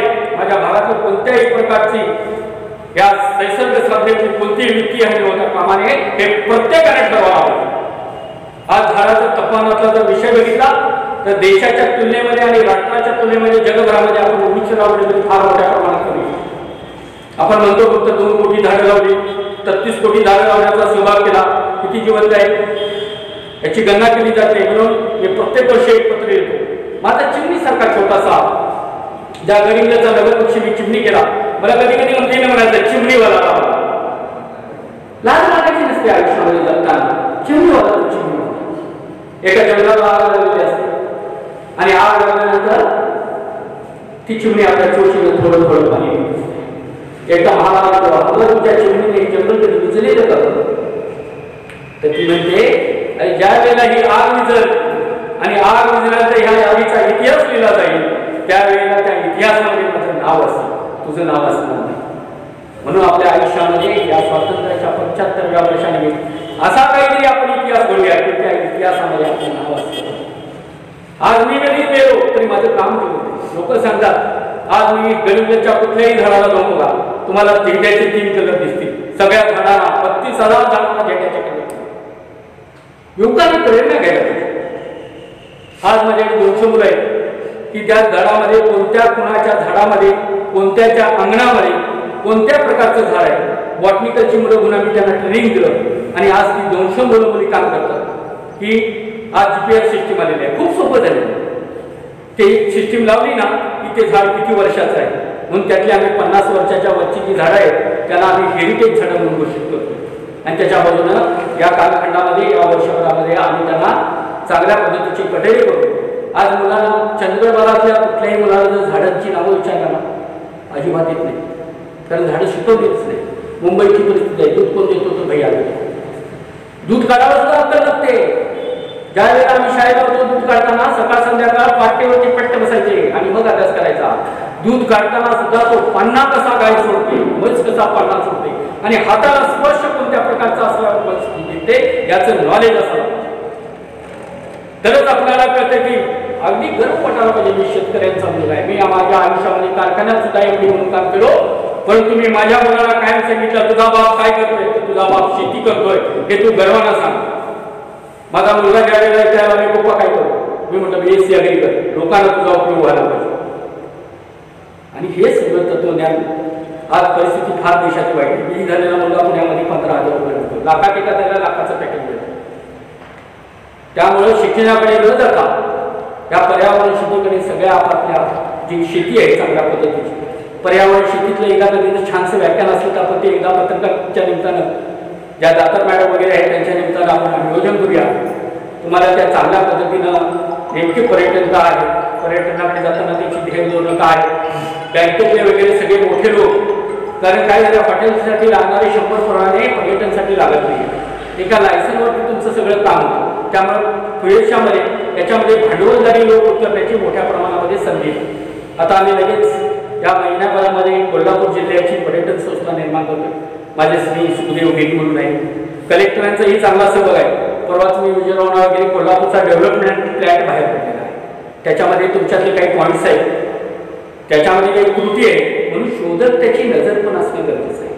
मी गमतीनं तुम्हाला सांगतो या भागामध्ये जवळजवळ 63 प्रकारचे साप आहेत, 72 प्रकारचे फुलपाखरं आहेत, जवळजवळ 700 प्रकारच्या वनस्पती आलेली आहेत. आपल्या भागामध्ये 5 किल्ले आहेत. देवाने आणखी काय द्यावं आपल्याला, काय द्यायला पाहिजे देवाला? देव म्हणतो आधी ते ज्ञान ते ना काय द्यावे ते सद्गुरू वाचून पाहिजे. देव काय केलं? प्रचंड मी तुला दिलेला आहे परंतु मागण्याची आणि खाण्याची आपणाला बुद्धी नाही. म्हणून आपली पेरणी सुद्धा करताना सुद्धा अगदी व्यवस्थित करावं पाहिजे. जे पेरले ते उगवले बाबा बेसावं तुम्ही पेरू नको, हातीचा आराम सुटल्यावर मग उद्योगाला दिलो. आम्ही आता घाटाकडे 60 वर्ष झाली आता घाटाकडे चालण्याचं उद्या आहे. परंतु पुढची पिढी येताना ती सक्षमतेने यायला पाहिजे. पुढच्या पिढीला आता जर परिस्थिती जर बघितली तर एकाही मुलाला शाळेच्या तुम्ही जर तुमच्या शेतात मोकळ्या चप्पलनं जर जायला सांगितलं, शाळेपासून त्याच्या गाडीपर्यंत जरी चालायला लावला तर त्याला चालणं होत नाही, कारण त्याला खडे उपायला लागतात. पूर्वीच्या काळामध्ये त्या काट्यामध्ये सुद्धा प्रेम होतं. शेतात गेल्यानंतर भारा आणताना तो काटा पायाला होता म्हणून कधी काटा होते झालेली लोकांनी याच्यावर आपण गमती नाही त्याचा विचार करत नाही. विचार नाही लागलं काळ्या मातीत काळ्या मातीत माती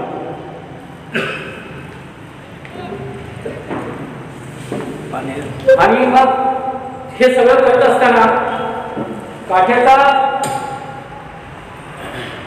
मला आठवत होता, आपण शेतामध्ये गेलो आणि काठा लागला. संध्याकाळी आल्यानंतर आपली आई त्याच्यावरती रॉकेलचा गोळा फिरवायची, थुकी लावायची. खूप चांगलं सोल्युशन. त्याच्यावर टाचणी काटा करायची आणि माझ्या बाळाला काहीच नाही म्हणून त्याच्यामध्ये गुळ्याचा किंवा बिंबाचा ठेंगा द्यायची. आज ह्या सगळ्या ज्या वनस्पती आहेत ना, मी गडीमध्ये 100 वनस्पतींचा आता बॉटिकल गार्डन बनवलं. सगळी जागा वगैरे होते. माझे आज नक्षत्र गार्डन आहे, पंचधत्वन आहे, अष्टदिशावन आहे, आवळ्याची बाग आहे. मला 50 वर्ष पूर्ण झाल्यानंतर मी 50 आवळ्याचं वन केलेलं आहे. या जगामध्ये जगत असताना तुमची एक वेगळी ओळख झाली. विजय गणेश म्हणजे कोण की तो ना जो पिक्चर निघाला तो अलकाताईंचा मांडलेला. कानेकर साहेब काय या भारतीय उद्योगपती आहे. तुमची वेगळी स्वतःची अस्मितेची ओळख करायची तर तुमच्या जगण्याला.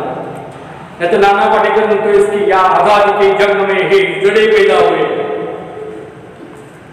पिक्चर बघतो सोडून देतो, किती शून्य. मी माझ्या आयुष्यातली पत्रकारिता फक्त त्या त्रिशूल पिक्चर मध्ये केलं की माणसाला नवा पैसा नसताना सुद्धा माणूस एक उद्योगपती शांती कन्स्ट्रक्शन करू शकतो. कुठलीच गोष्ट जगामध्ये वाईट नाही, मोबाईल सुद्धा वाईट नाही. वाईट हे ते आपण आपले विचार बदलायला शिकायला पाहिजे. म्हणून आचार शुद्ध तरी विचार शुद्ध, मग विचारात काय वागणारे त्या पुरुषाच्या दर्शन मात्र जनका करा. तुमचे आचार शुद्ध ठेवा, विचार शुद्ध ठेवा, मग चांगलं व्हायला किती साधू लागणार आहे. मी माझ्या नगरसेवकाला कधी आमच्या कॉन्फरन्स असतात त्यांना मी कधी ट्रॅकिंगला घेऊन जातो. मी कर्मचाऱ्यांना सांगतो तू नगरपालिकेमध्ये काम करतोस, बाकीचं काही काम करतोस, गल्लीत येताना फक्त तुझ्या गल्लीत येताना कुठला लाईट गेलाय का बघ, गटर कटले काय बघ, तुला मी नगरपालिकेचा पगार देतो. एवढंच काम कर, सांगायचं काम कर, लावायचं काम मी कर. हे मी करायला वेळ नाही हो. माझ्या कार्यालयामध्ये मी जिथं बसतो त्याच्या बाजूला सगळं जाळ्याचं जळमट झालेलं आहे. मी काम कसं करणार, कारण माझ्यातच स्वच्छता नाही. म्हणून मी शेवटी कलेक्टरला पत्र लिहायची पाहिजे, साहेब स्वातंत्र्याच्या अमृत महोत्सवाला कमीत कमी कार्यालय तरी स्वच्छ ठेवा. कार्यालयाला बोर्डही नाही हो. ह्या सांगण्या मग आम्ही ह्याच्यासाठी लढा करूया का? बघा शिकलो आपण जाऊन चंदगडचं काय बोर्ड आहे कधी मी कुणावरती टीका करते. मला थोडी तळमळ आहे. मी सच्चा देश बघत आहे. गेली 30 वर्ष मी सामानगडावरचा झेंडा फडकवतो गर्वानं. उगाच कुठा होता कुशक काला होता काळ रात्र झाले कशा कशाने भेटती घरात झोपल्यावर साथ लावतावं लागतंय, झेंडा वंदनाला सांगावं लागतोय, लोकांना बोलवावं लागतंय. स्वातंत्र्य स्तंभाची पूजा करावी लागते, कारण नाही मिळले ते राजगुरू उगाच. भगतसिंग नाव इतिहास सांगायचा होता, कृती अवशेष आपणाला याच्यापुढे जगताना कृती करावी लागेल.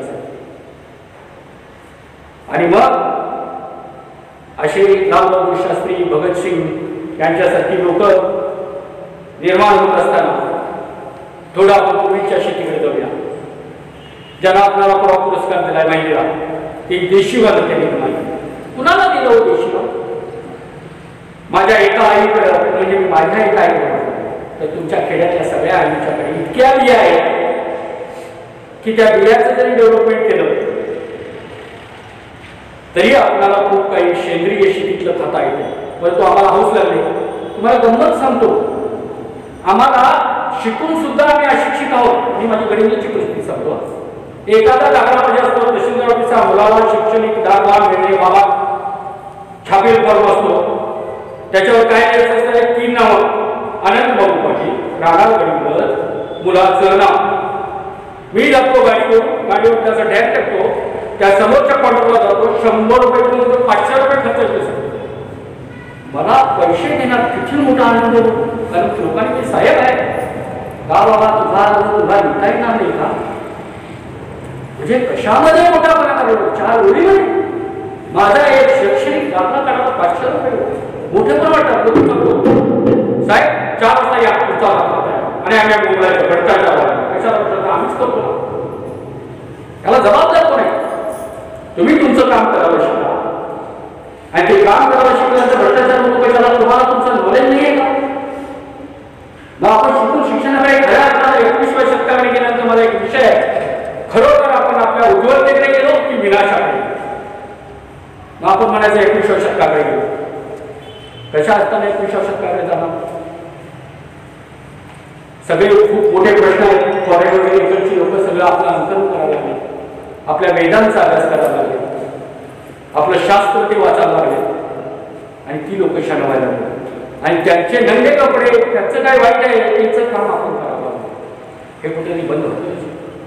भले माझ्या भाराची अर्धी चड्डी असेल, मी गर्वानं रोज अर्धी चड्डी घालतो. तुम्हाला सांगायचं नाही, शेतात काम करताना मी रोज अर्धी चड्डी घालतो.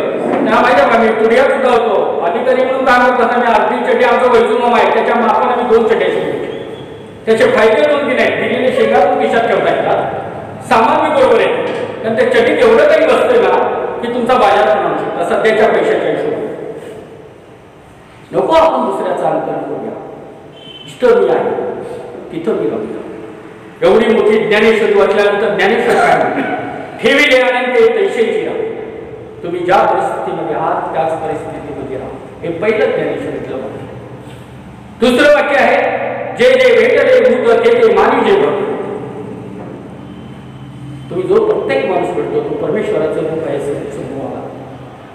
आणि तिसरं वाक्य त्यांनी सांगितले, भुकेलेला अन्न द्यावे, वस्त्राहीना वस्त्र द्यावे, ज्याच्या पाशी नते त्याच्या पाशी चित्र. तुमच्या धक्काबावर थोडं नाही ना, तर तुम्ही द्या. छोट्या माणसाहून नम्र व्हा. एवढ्या मोठ्या गीतेतला जो सार होता.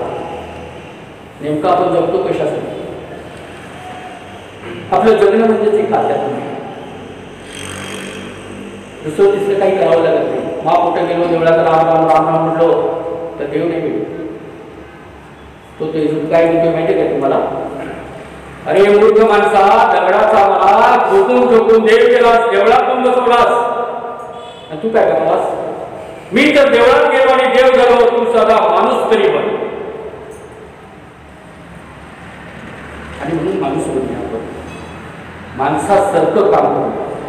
कारण आपल्याला हा हृदय आहे, हा अत्यंत दुर्मिळतेने मिळाला आहे. म्हणून संत म्हणतात, 184 दोन्ही फिरता आमची लाभ काय.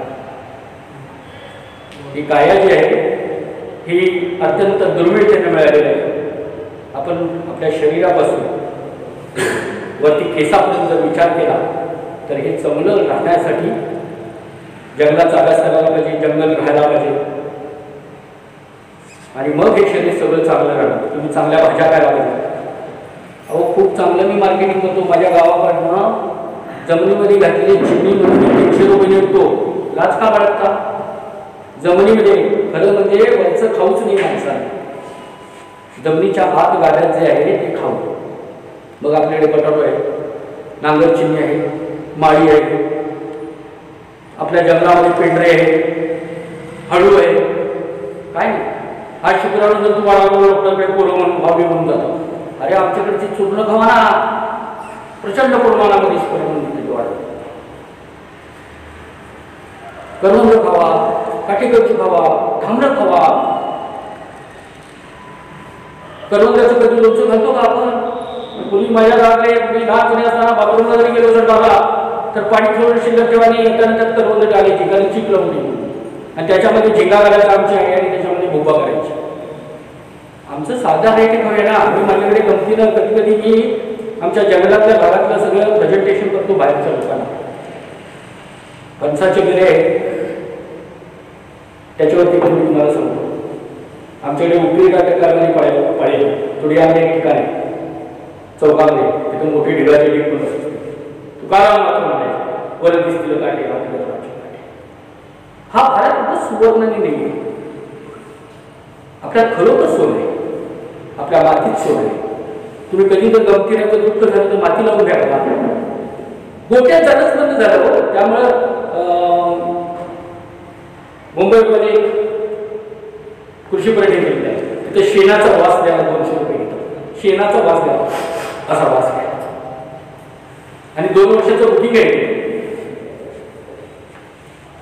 म्हणजे आपणाला आपल्या भागामध्ये कुठे त्याची किंमत नाही. म्हणून आम्ही सध्या शाळेमध्ये वगैरे सध्या मोठ्या प्रमाणामध्ये वृक्षभूमी माहिती घेतलेली आहे. तुम्ही तुमच्या भागाची आम्ही आमचे तहसीलदार वगैरे कोण आलं तुम्ही झाकून सांगते सगळ्या. तुम्ही बोलायला शिकायला पाहिजे. त्याला कळलं ना कसं साहेब आता तिकडून आपल्या गावाला तुमच्या भागात काय कसं करणार नाही ना बोलून साहेबांना आमच्याकडे स्वप्न वगैरे खूप चांगला आहे साहेब. मग साहेब घेऊन आपल्या गावाकडे मित्रांना सांगतो माझ्याकडे खूप चांगले स्त्री आहेत माझ्याकडे आता परवाच विंगळे साहेब होते गणेशकडे त्यांचं माझा रोज वार्तालाप असतो. माझ्याकडे आल्यानंतर त्यांनी आल्याबरोबर मी आमची वृक्ष म्हणून आणखी काम केलं. या लोकांचा अधिकाराचा वापर करायचा त्यांनी नाही म्हणणार आहेत का तुम्हाला. साहेब आल्यानंतर मी माझ्याकडे या वर्षी देशातलं पहिलं अमृत गार्डन तयार केलं आणि त्या अमृत गार्डनमध्ये 2 खासदार माझे नगरसेवक पर्यावरणप्रेमी त्या सगळे शासकीय अधिकारी आणि पत्रकार यांच्या नावानं गडिंग्लजमध्ये देशातलं पहिलं अमृत गार्डन निर्माण. नेमकं तुम्हाला इतिहास सांगता यायला पाहिजे आणि प्रत्येकाने छोटं छोटं काम करायचं. माझ्या आजूबाजूला काय बघता येईल मला काय सांगता येईल मला. तुम्ही गेल्यानंतर हे बघा 1 कोटी रुपयाचा बंगला बांधला तर माझे काही असे मित्र आहेत 4 मजली इमारती आहेत. गमतीला मी विचारतो 3ऱ्या मजल्यावरती कधी गेलेलाच तो म्हणतो मी 8 वर्षानंतर गेलो. जायलाच वेळ नाही कामाच्या व्यापारी. खूप आपली पूर्वीची जी घरं होती ना त्याच्यामध्ये एक पर्यावरणाचा विषय होता. आज आपण पॅक करतो बाहेरनं ग्लास लावतो गरम होते म्हणून परत एसी लावतो म्हणजे सगळे प्रॉब्लेम. म्हणजे आपणच निर्माण करायचं नाही आपलाच खड्डा करून आपण बनायचं. लोकांना कळावं लोकांना प्रेझेंटेशन व्हावं म्हणून मी झाडावरचं घर बांधले. लोक हौशेनं 1500 रुपये देतात. धनगरांची मी झोपडी बांधलोय कारवी पद्धतशीर 3 बोटाची विणून त्याच्यावरती लिपवून शेणानं सारवून कारवी केलेली आहे 2000 रुपये देतात. मग आपला पर्यटन आपण जाऊया ना करून कुठे आमच्या गावाकडचे. माझा एक मित्र पुण्यामध्ये धुणं करतो आमच्या गावाकडची दात्यातल्या जळलेल्या पिठावरची धुणं करणं म्हणजे पिठमीवरती पीठ केल्यानंतर जळतं. दात्यावर जळावं लागतं. प्रत्येक जण आपल्या एक बहिणाबाई आहे तिचं पीठ जरी विकलं तरी मार्केटिंग चांगल्या पद्धतीचं. आणि अशा पद्धतीचा हा पर्यटन निसर्ग ह्या चंदगड तालुक्यामध्ये आहे. जाताना निसर्गामध्ये कसा पर्यटन आहे एक शेवटची गोष्ट सांगतो. बोलण्यात तो खूप आहे.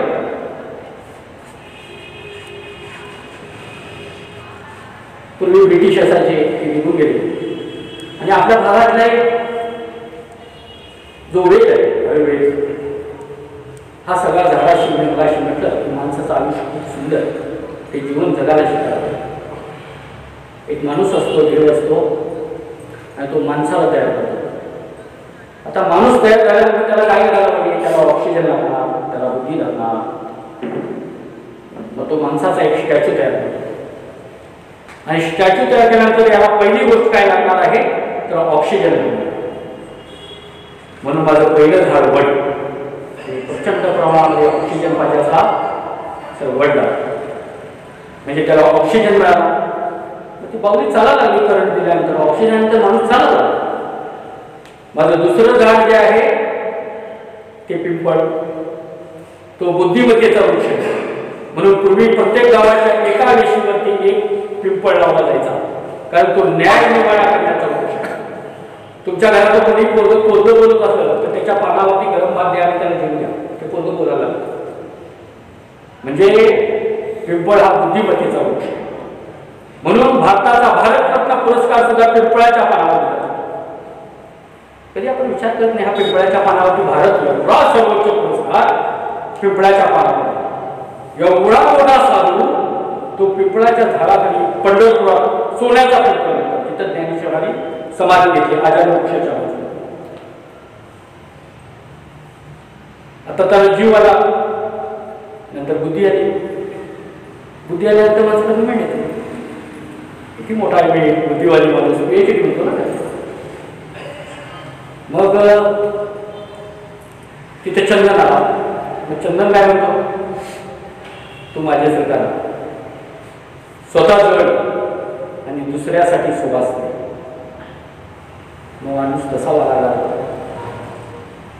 हे सगळं झाल्यानंतर माणसाला कंटाळा आला. मला आता बाबा ह्या सगळ्या रक्रातीतनं खूप कंटाळा आला. मला आता कुठेतरी शांती पाहिजे. मग औदुंबरा कारण औदुंबरामध्ये नरसिंहांचा अवतार झाल्यामध्ये त्याची नखं त्याच्यामध्ये खुश केली गेली आणि सगळा आयुष्यातला दहा थांबला. म्हणून आपल्याकडे कुंभर असल्याने त्याच्याकडे पाण्याचा वृक्ष असतो. म्हणून आम्हाला औदुंबरला दत्ताचा वृक्ष म्हणतो. म्हणून आपल्याला तिथं शिकत आली, आपल्या आयुष्यामध्ये चांगल्या प्रकारे शिकत आली. आणि हे सगळं केल्यानंतर आपल्याला काय लागतं की चांगलं आरोग्य लागतं. आरोग्य ही धनसंपदा आहे. पूर्वी म्हैस गावात केली तरी थांबावं लागायचं.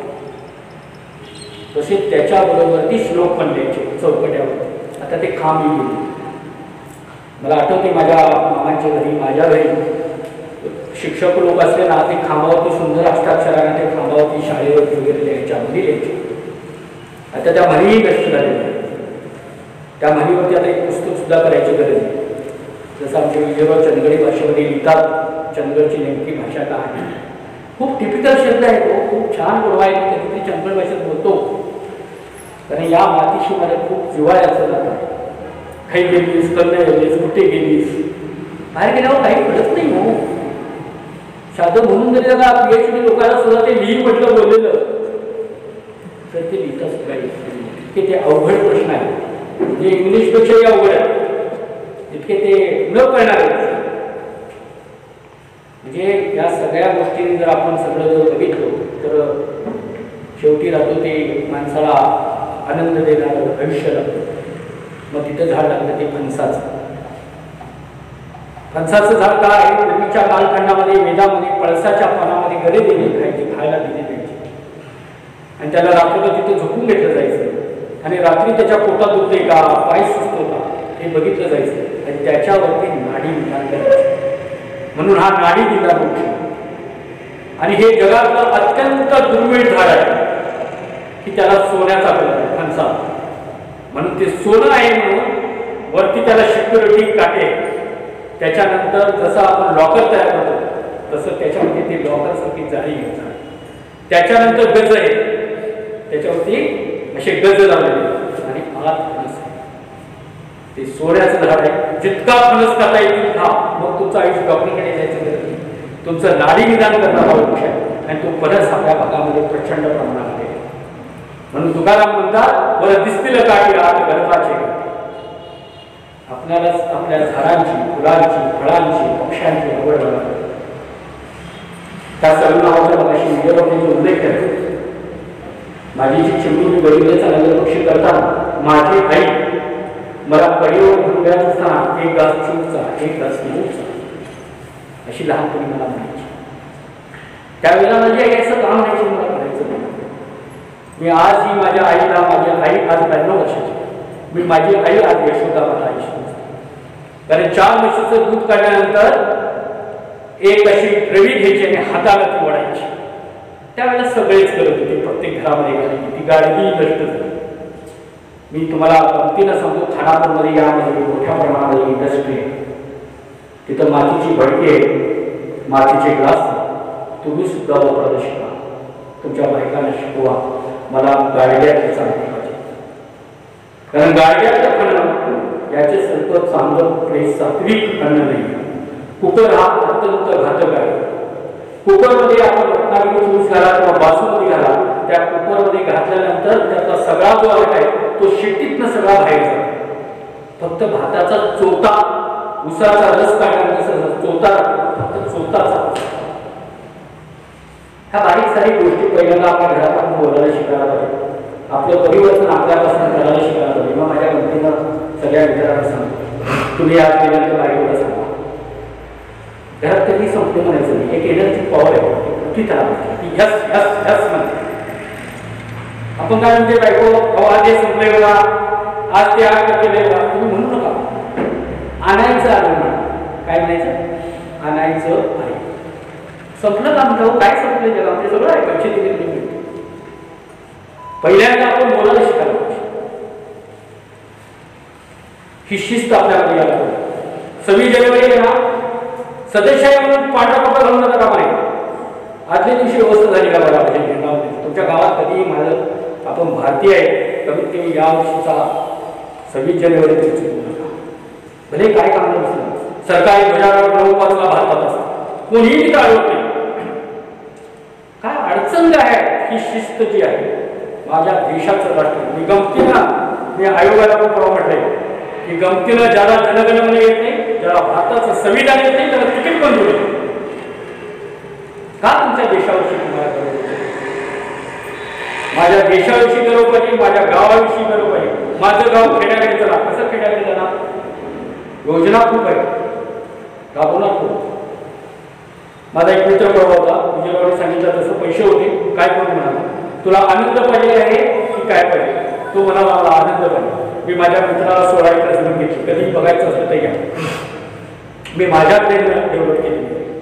त्या 16 एकरच्या जमिनीमध्ये 20-20 गुंठ्याचे प्लॉट बसवले, सगळ्या वनस्पती औषधी लावलेली, तमालपत्री लावले, फणस 3 प्रकारचे लावले, बहाडूळ जांभूळ लावले, शेवगा लावले, जारूळ लावले.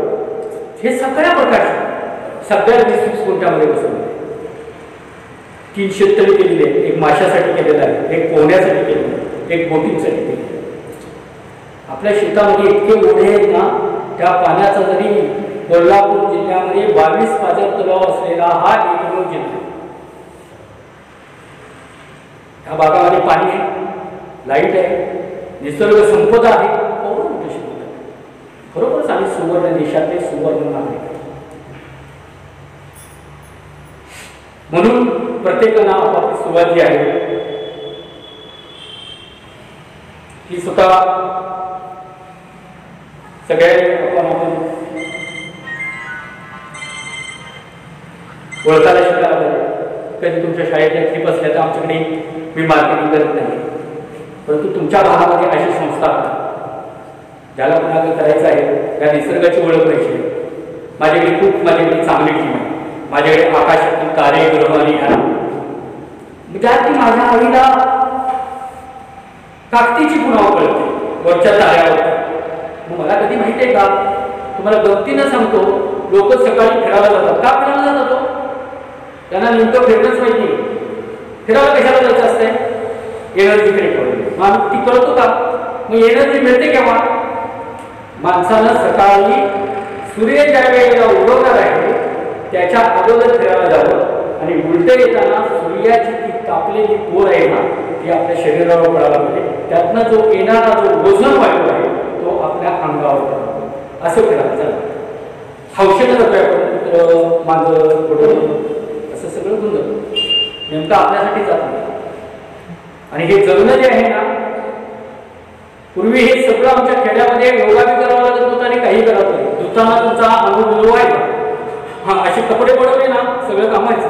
शेणानं सारवलं ना की सगळे रोग जंतू सगळे जायचे. डोळ्यात धूर गेला ना, ज्याला शेकोटी घ्यायचा आहे, आता नवीन फायर त्याला प्रकार आला, त्या शेकोटीतला धूर गेला तर आयुष्यातच मृत्यू होत नाही. डोळे स्वच्छ होते.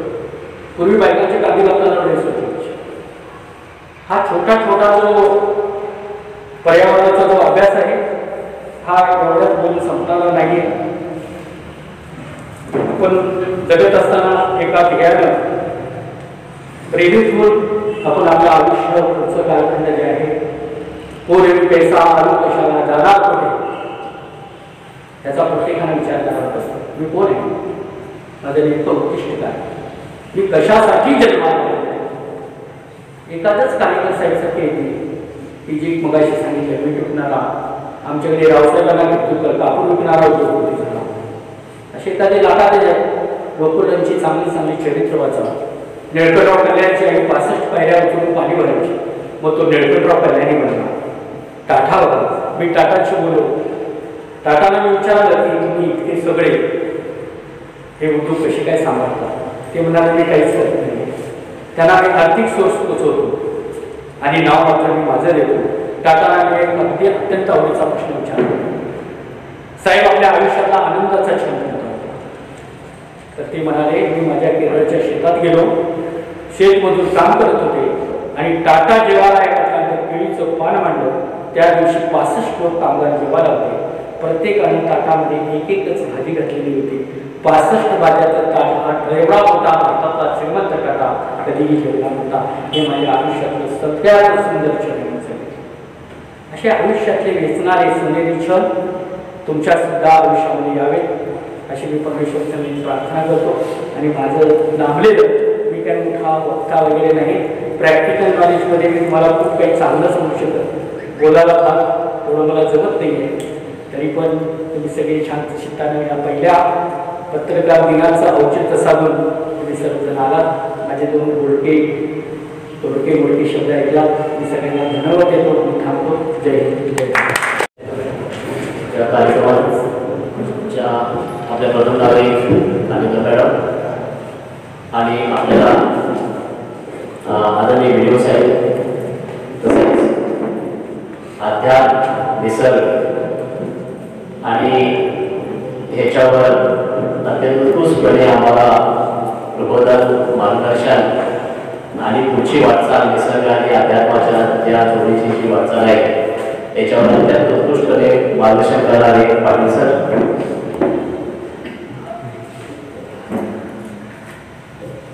खरं तर आज पत्रकार दिन आहे आणि इतके चांगले वक्ते आल्यानंतरही सुद्धा आपल्याकडे प्रेक्षक म्हणून कधी झालंय सर काल काही कळलं नाही.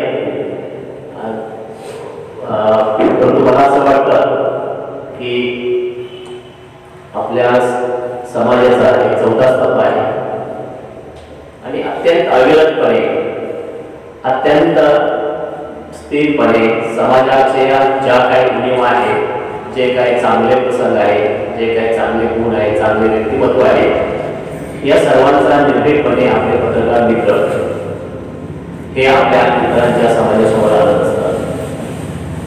फार सारी गोष्टी विद्यार्थ्यांच्या कौतुकाच्या गोष्टी असतील पोलिसांच्या चुका असतील अनेक खात्याचे ते काम करायला सुद्धा मागे पुढे बोलत नाहीत किंवा घाबरत नाही. ते अनेक आमचे मित्रमान असतात अत्यंत जवळचे मित्र असतात. परंतु मी अनेकदा असं बघितलं की ते ठामपणे आपल्या विरोधात प्रसंग आला तर ते ठामपणे विरोधात पण उभारायला मागे पुढे बोलत नाही.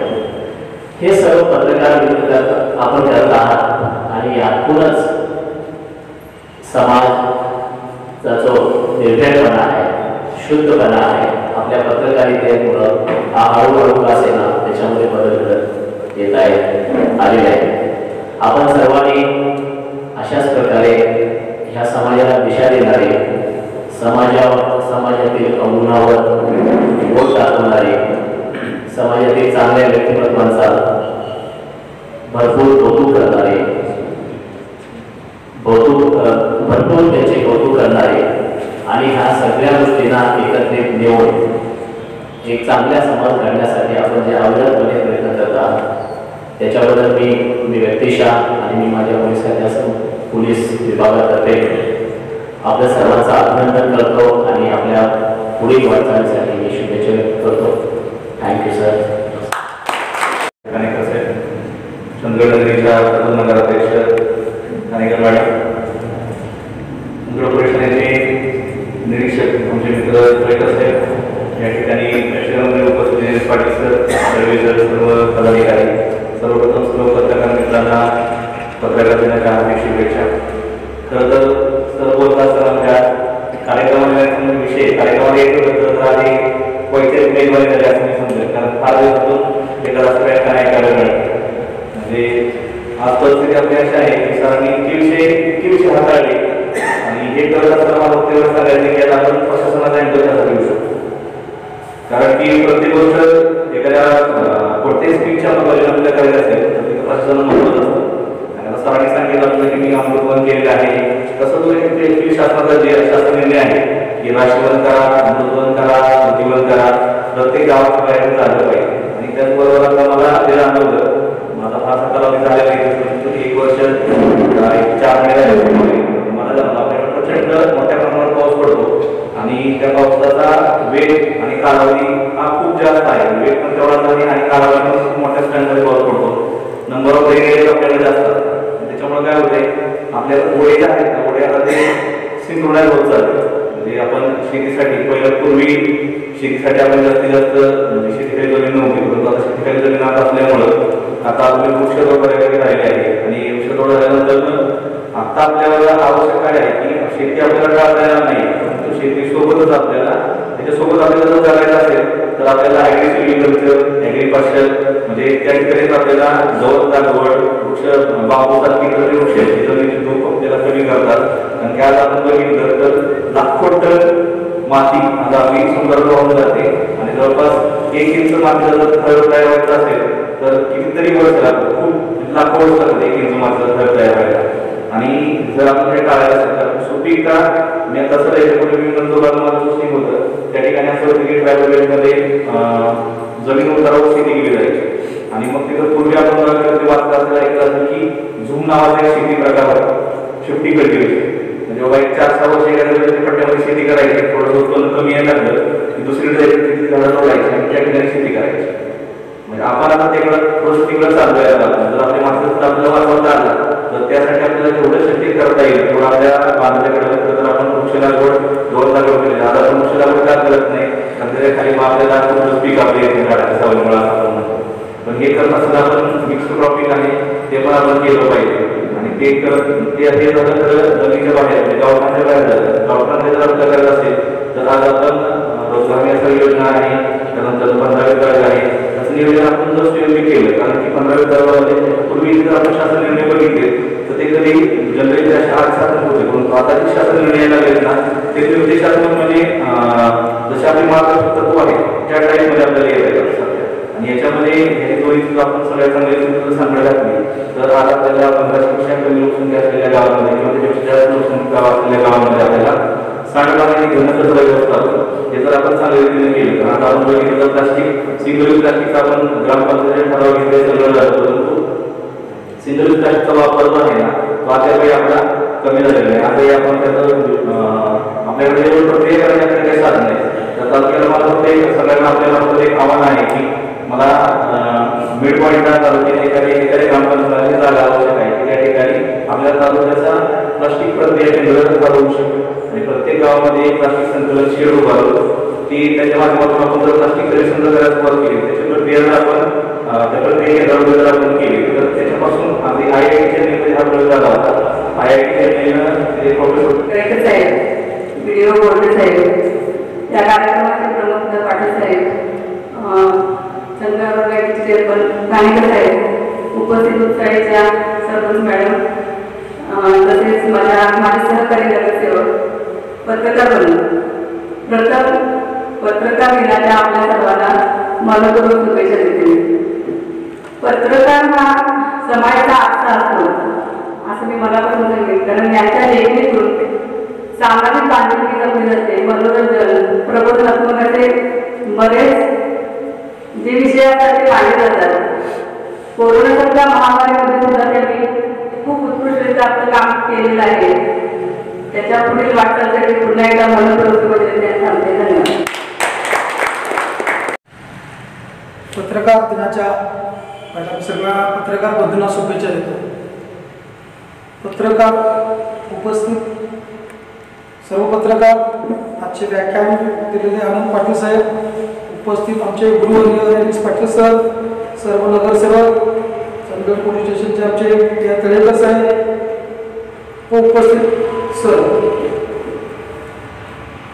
आता पत्रकार विषयात आता आम्ही जर रोज सकाळी उठलो तर सगळ्यात पहिला जर आम्हाला पाहिजे असेल तर वर्तमानपत्र.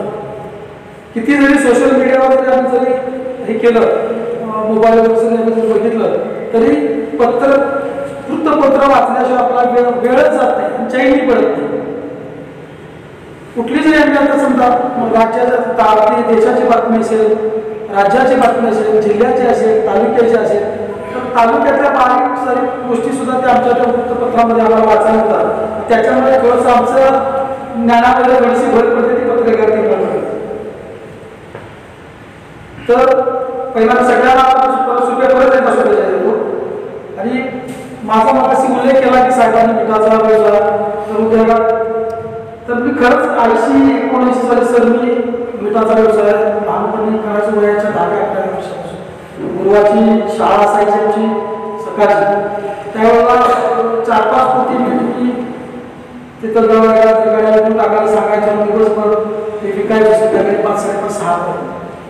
तर त्याच्यातून आम्हाला सध्या एक 20 रुपये 25 रुपये मिळायचे. म्हणजे सांगण्याचं जे असेल की त्याच्यामुळे थोडं शिक्षणात मला कमी थोडंसं सरांनी राहिलं, तरी पण कसं शिक्षण मी 12वी केलं.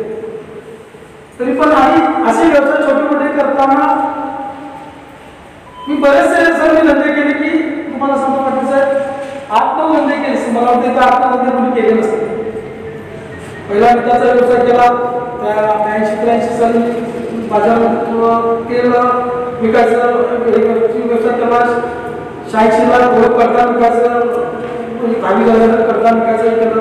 ते त्याच्यामध्ये सुद्धा थोडंसं मला जमलं नाही. तर मी कपड्याचा रेडीमेड कपड्याचा सुद्धा व्यवसाय केला. तो सुद्धा 2-2.5 वर्ष झाला. त्याच्यानंतर किराणा दुकान केला. काही काळासुद्धा मला थोडासा त्रास झाला. त्यानंतर परत मी तो किराणा व्यवसाय केला आणि 1 वर्ष मी तसाच परत माझं 1 वर्ष असाच राहिला.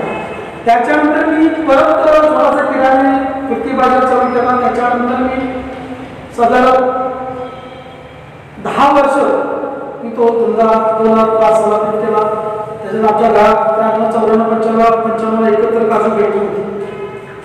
त्याच्यानंतर थोडंसं आमच्या किरकोळच्या वरती आम्ही ते काजू भेटून विभक्त झाल्यानंतर 96-97ला मी काजू व्यवसाय वडिलांच्या त्याच्यामध्ये काजू धंद्यामध्ये आधार करून त्याच्यासुद्धा मला 8-9 वर्ष त्रास झाला त्याच्यामध्ये. आणि नुकसान फार 2005 साली सध्या मोठं भरपूर नुकसान झालं. त्यावेळेला मी वडिलांना आमच्या म्हणजे मी आता काजू फॅक्टरी तर घालावी तर हा काजूचा व्यवसाय सोडला पाहिजे. पण त्यावेळेला सोडा पाहिजेचा अर्थ असा की मी ज्यावेळेला काजू समजा 38 रुपयाने घेत असेल तर माझ्या 40 रुपयाचे गिराईक असायचं. तर ती माझ्याकडे 38 रुपये काजू मागायची आणि त्याच्यात मला फार मोठं नुकसान होतं. म्हणून मी त्यावेळेला प्रमाणात म्हटलं आपण एक छोटीशी गॅस फॅक्टरी. तर त्यावेळेस माझं भांडवल सुद्धा त्यावेळेला माझ्याकडे काजू फॅक्टरी घालायला पैसे नव्हते.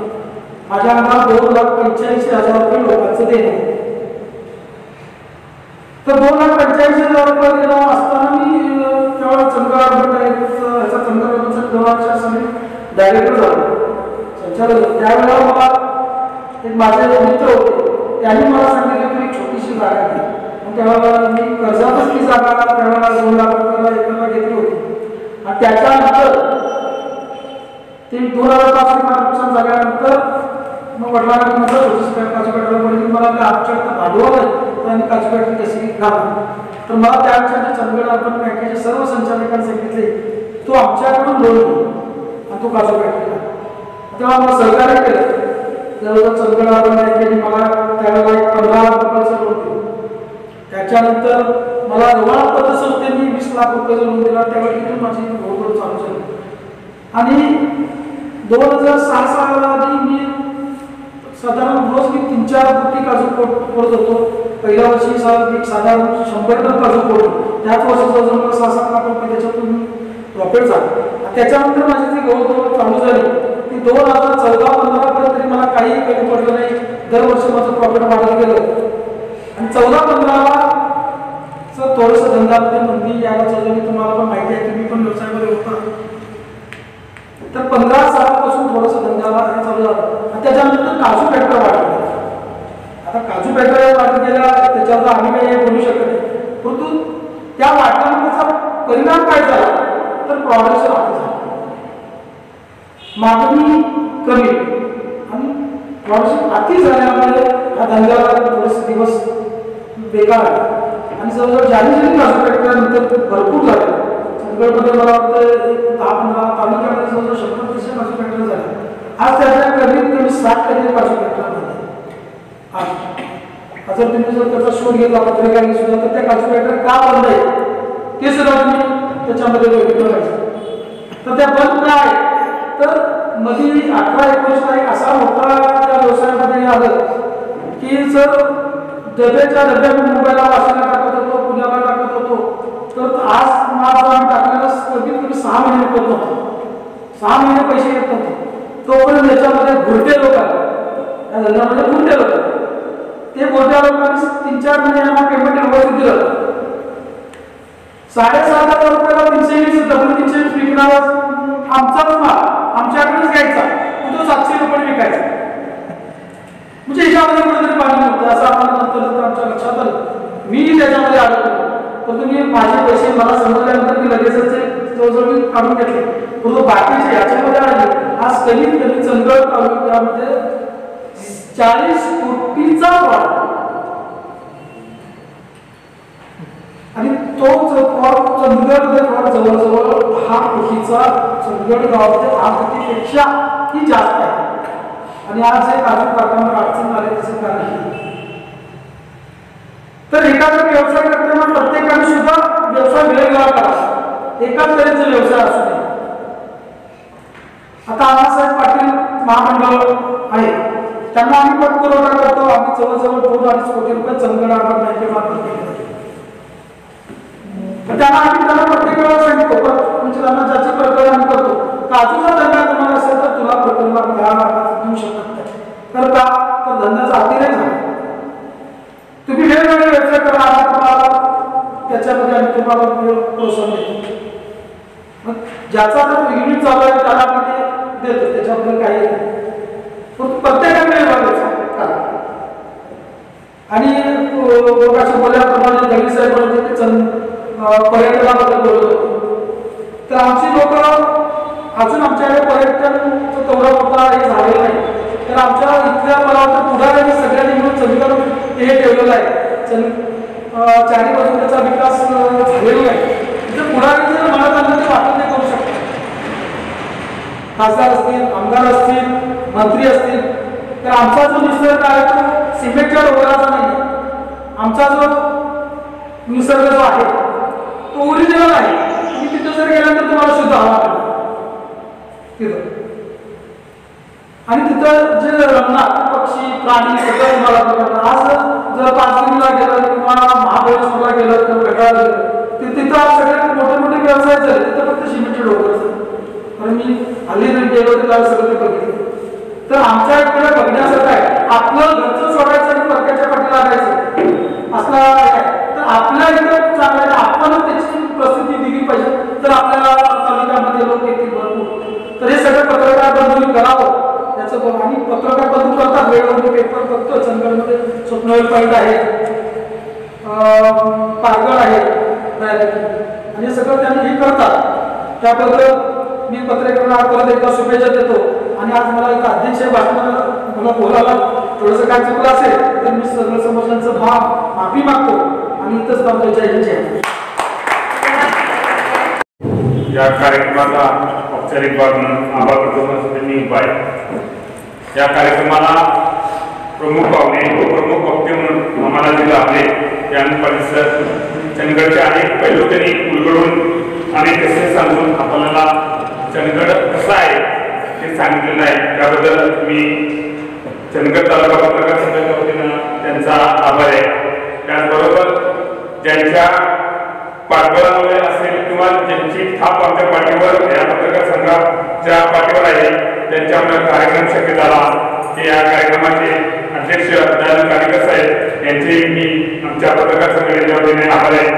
त्याचबरोबर या कार्यक्रमाला वेळ काढून चंदगड पोलीस स्टेशनचे निरीक्षक मी तळेकर साहेब, त्याचबरोबर आमच्या पंचायत समितीचे विकास अधिकारी चंद्रकांत बोंडे साहेब, त्याचबरोबर प्राध्यापक परिसर, त्याचबरोबर ग्रामपंचायत संघटनेचे अध्यक्ष रामभाऊ पारसे साहेब, त्याचबरोबर विरोधी पक्ष नेते विरोधी पक्ष नेते चंदगड नगरपंचायतचे चंदगडकर साहेब, त्याचबरोबर नगरसेवक सचिन इसरेकर साहेब, त्याचबरोबर या कार्यक्रमाची त्यांच्या उपस्थितीमध्ये शोभा पाटील, त्या चंदगडच्या नगराध्यक्षा प्राची कानेकर मॅडम, त्याचबरोबर सर्व मान्यवर या कार्यक्रमाला आवर्जून उपस्थित आले व कार्यक्रमाला शोभा दिली. त्याबद्दल मी चंदगड तालुका पत्रकार संघटनेच्या वतीने पुनश्च एकदा आभार मानून हा कार्यक्रम संपला.